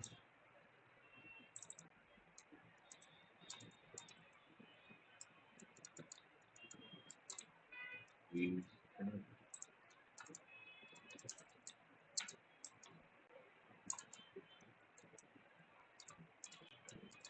seat, then the insert registration, then as the body button, we are going to say fit status rules are going to be simply the JS file into this. Here I'm going to have view dot page container insert that h2 as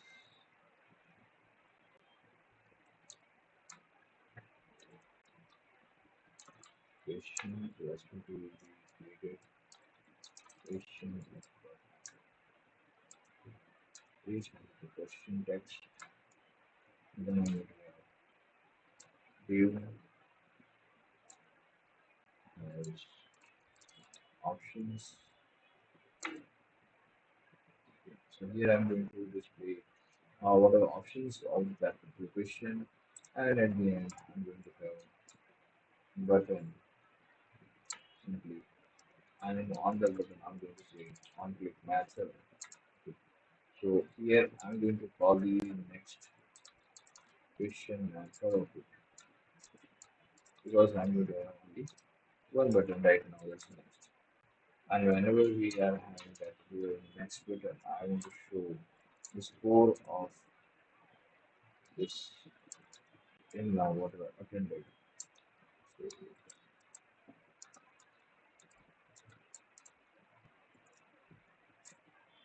then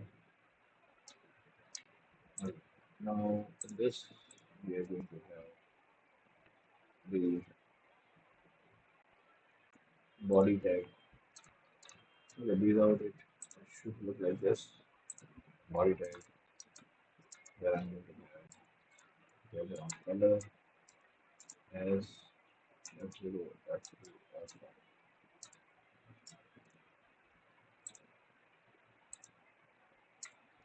Let's have font family, even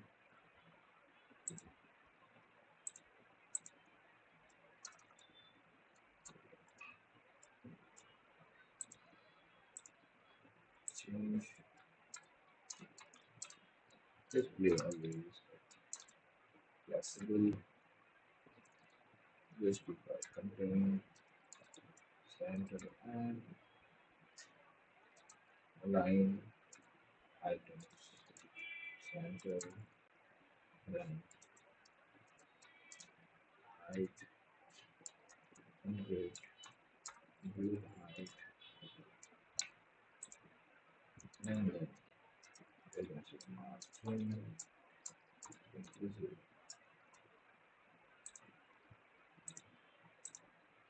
Now, other thing is my quiz container, quiz container, and background should be white, padding 30 pixels,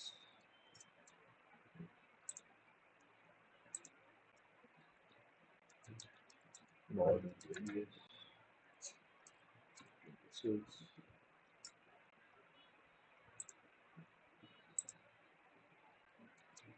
box, shadow, 0,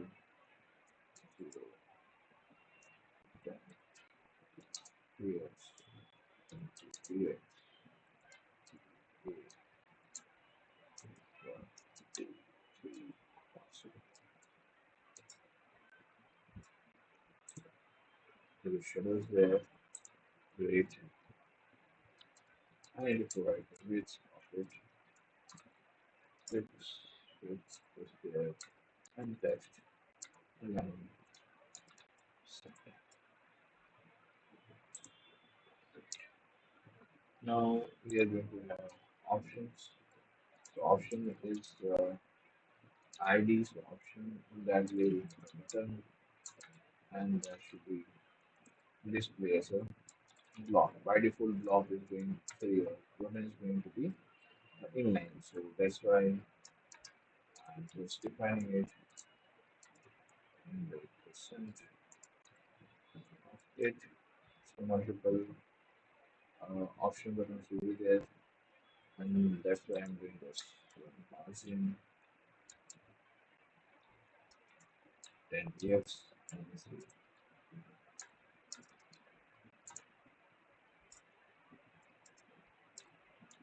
adding each and every side 12 pixels, font size, run rem.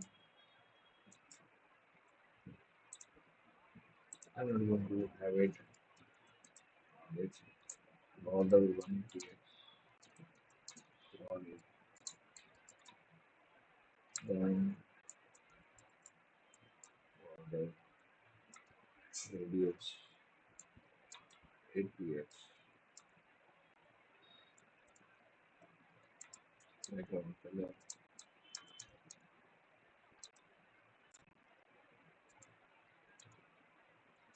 Also, as is the button, this should be pointer. Apart from that, I need to have more effect of it.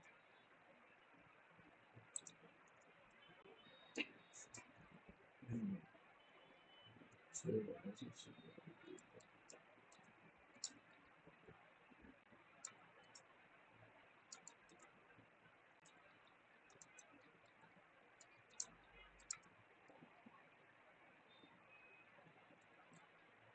background color, the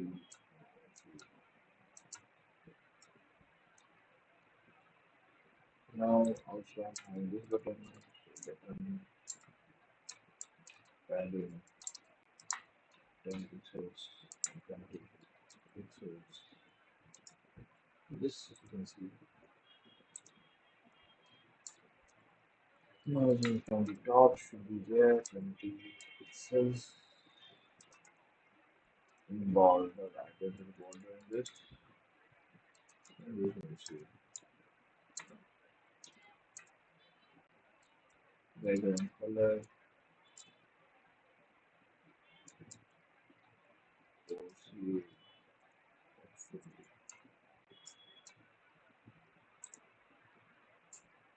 now the text color should be white.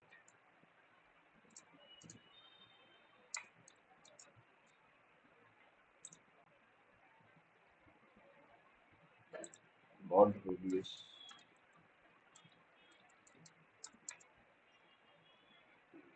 age, periods, and last one is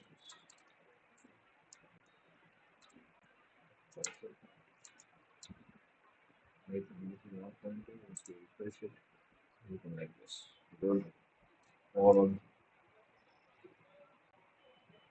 and then I want to change the background button.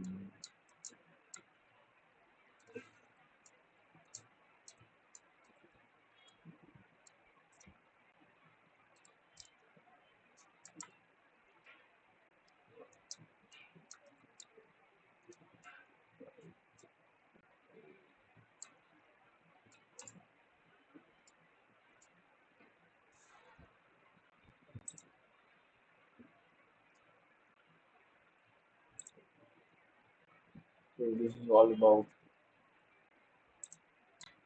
the styling. Now I'm going to put some data directly and type everything right now. Data available.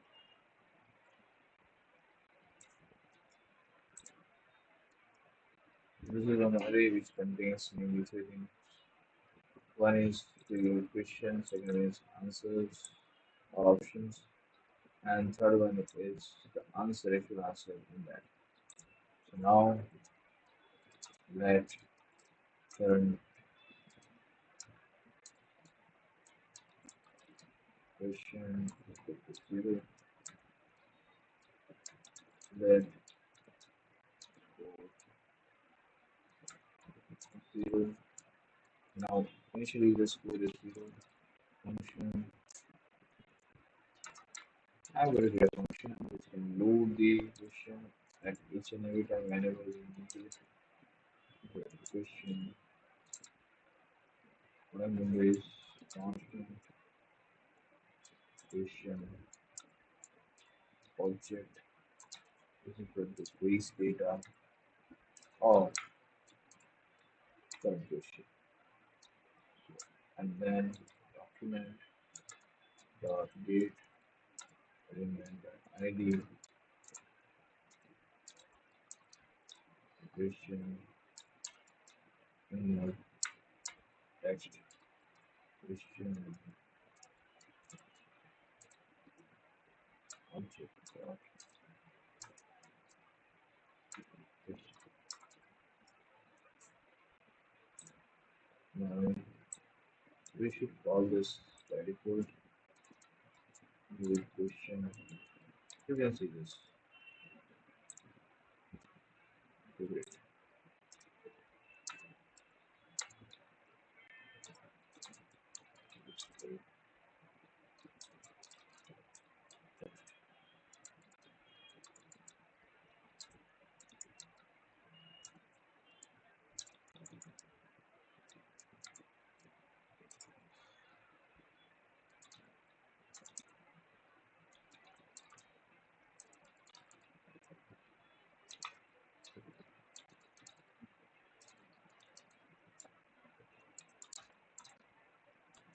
I'm going to just have this document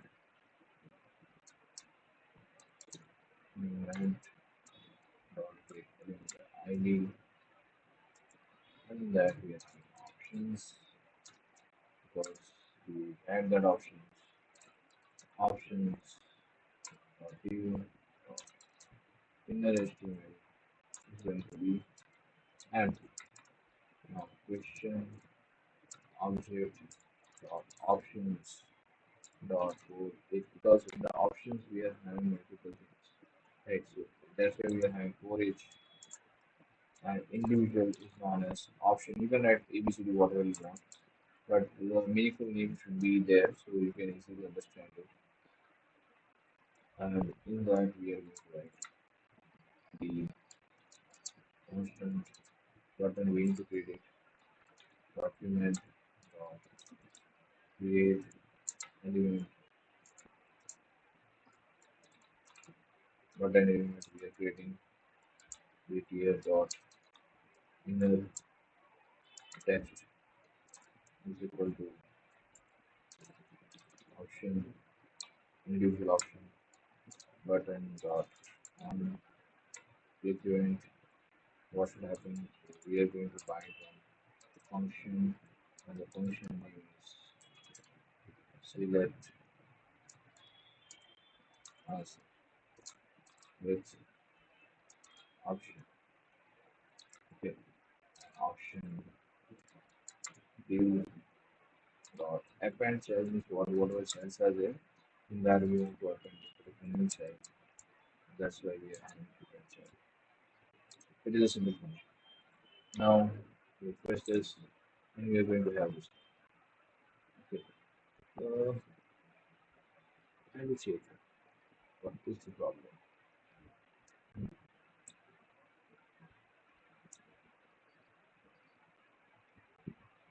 Hypertext marking and those kind of different things like that. Okay, good.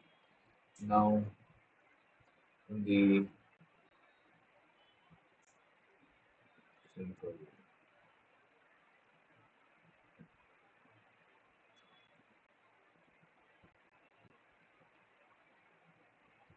select answer, we are going to perform some activity of this function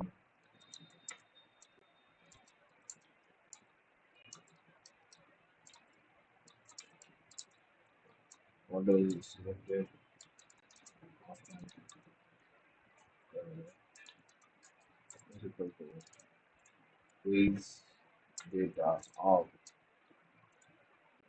current question dot answer. So I'm going to just get the current answer if selected equal correct, then only we are going to increase the whole plus. Else nothing will happen. Okay. And now this we are going to simply say document document dot very set to all options in that option we are going to dot storage.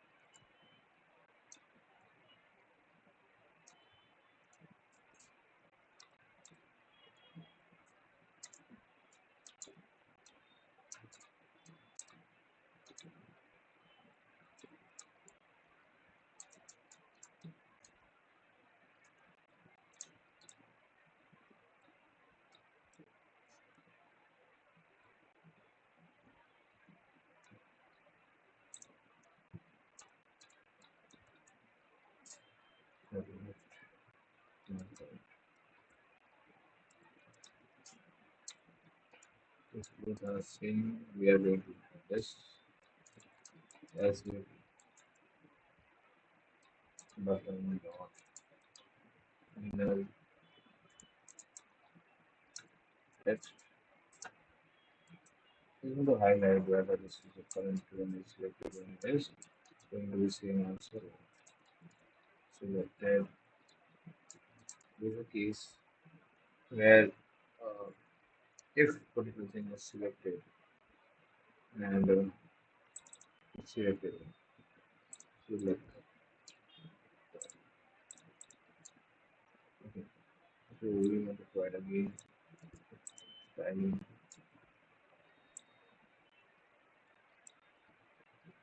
right, for okay.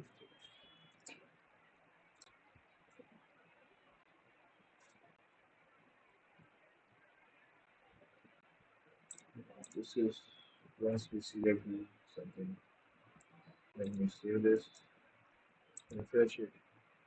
That's it. Not a text. And this is not working. We should have on click answer plus option which and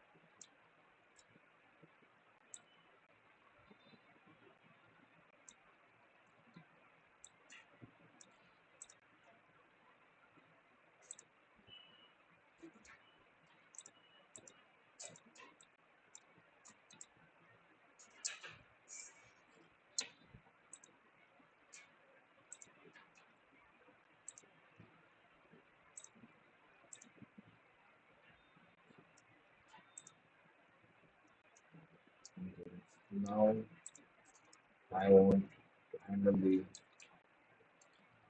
function next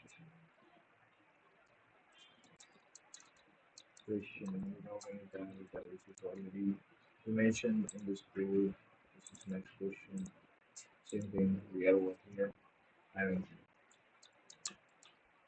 current question plus if current question is less than quiz data dot length, then we simply update it. So in this case, we are going to just check whether the particular current question is going to be up to the length. So if that is case, less than the length, so load the questions for the next question. You should load it. Else, in that case, we should show the score. So one can just simply get it right once we reach at the end. So for this, we need to create one function, again function, and the name is so score without any parameter because we are calling this out any parameter and document dot get element by id and then we are going to say question and in that dot inner html. So whenever we need to provide the html part then we need to write like this and whenever only text is there like here you can say any html tags you can add. Second thing is options. Third thing is score. I'm going to set. Second thing options. I want to remove the options, and here I'm going to say simply options score, and in that score we are going to simply have it as a string combination. So your score dollar score dollar page data. So, yeah. Okay, so now let's refresh it. Next, which language used to starting web page? We know that CSS, but let's say HTML is not wrong. Second one wrong. This is not a JavaScript framework, React, Angular, Vue, or Sandra. So I'm saying the Sandra is correct again. Only one, like which year I'm just okay. So this also. So I'm getting the score is 3 out of 4 because one was selected, not unproper answer. So that's why I'm getting this. As you can see, we don't have here anything. Next, nothing will happen. So even you can hide this if you want on the source page one, and all otherwise you can just set another button that is a reset, and you can again start this. So that is up to you how you are going to do it. But for now, we are having simple quiz application, and in this quiz application, we are able to simply have this particular conversion. Yeah, you can just change the colors of this. So easily you can do it. Right. So where is that? Button number is okay. Background color. Mm, little bit darker.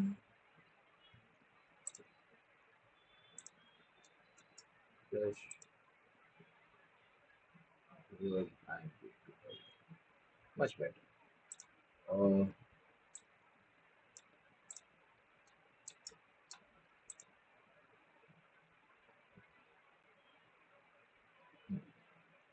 this will work. So again, I'm going to select it. Next, next, next, next. So much good. Good. So again, we can add some buttons. Colors are there, and those many things are there. So if you have any question, any doubt, you can ask me at any time. But for now, we learn a little bit about JavaScript styling and the HTML. I hope there is no other questions till now you are having. Uh, so if you have any question, in case, you can just leave the comment or you can ask as the message. So thank you for watching.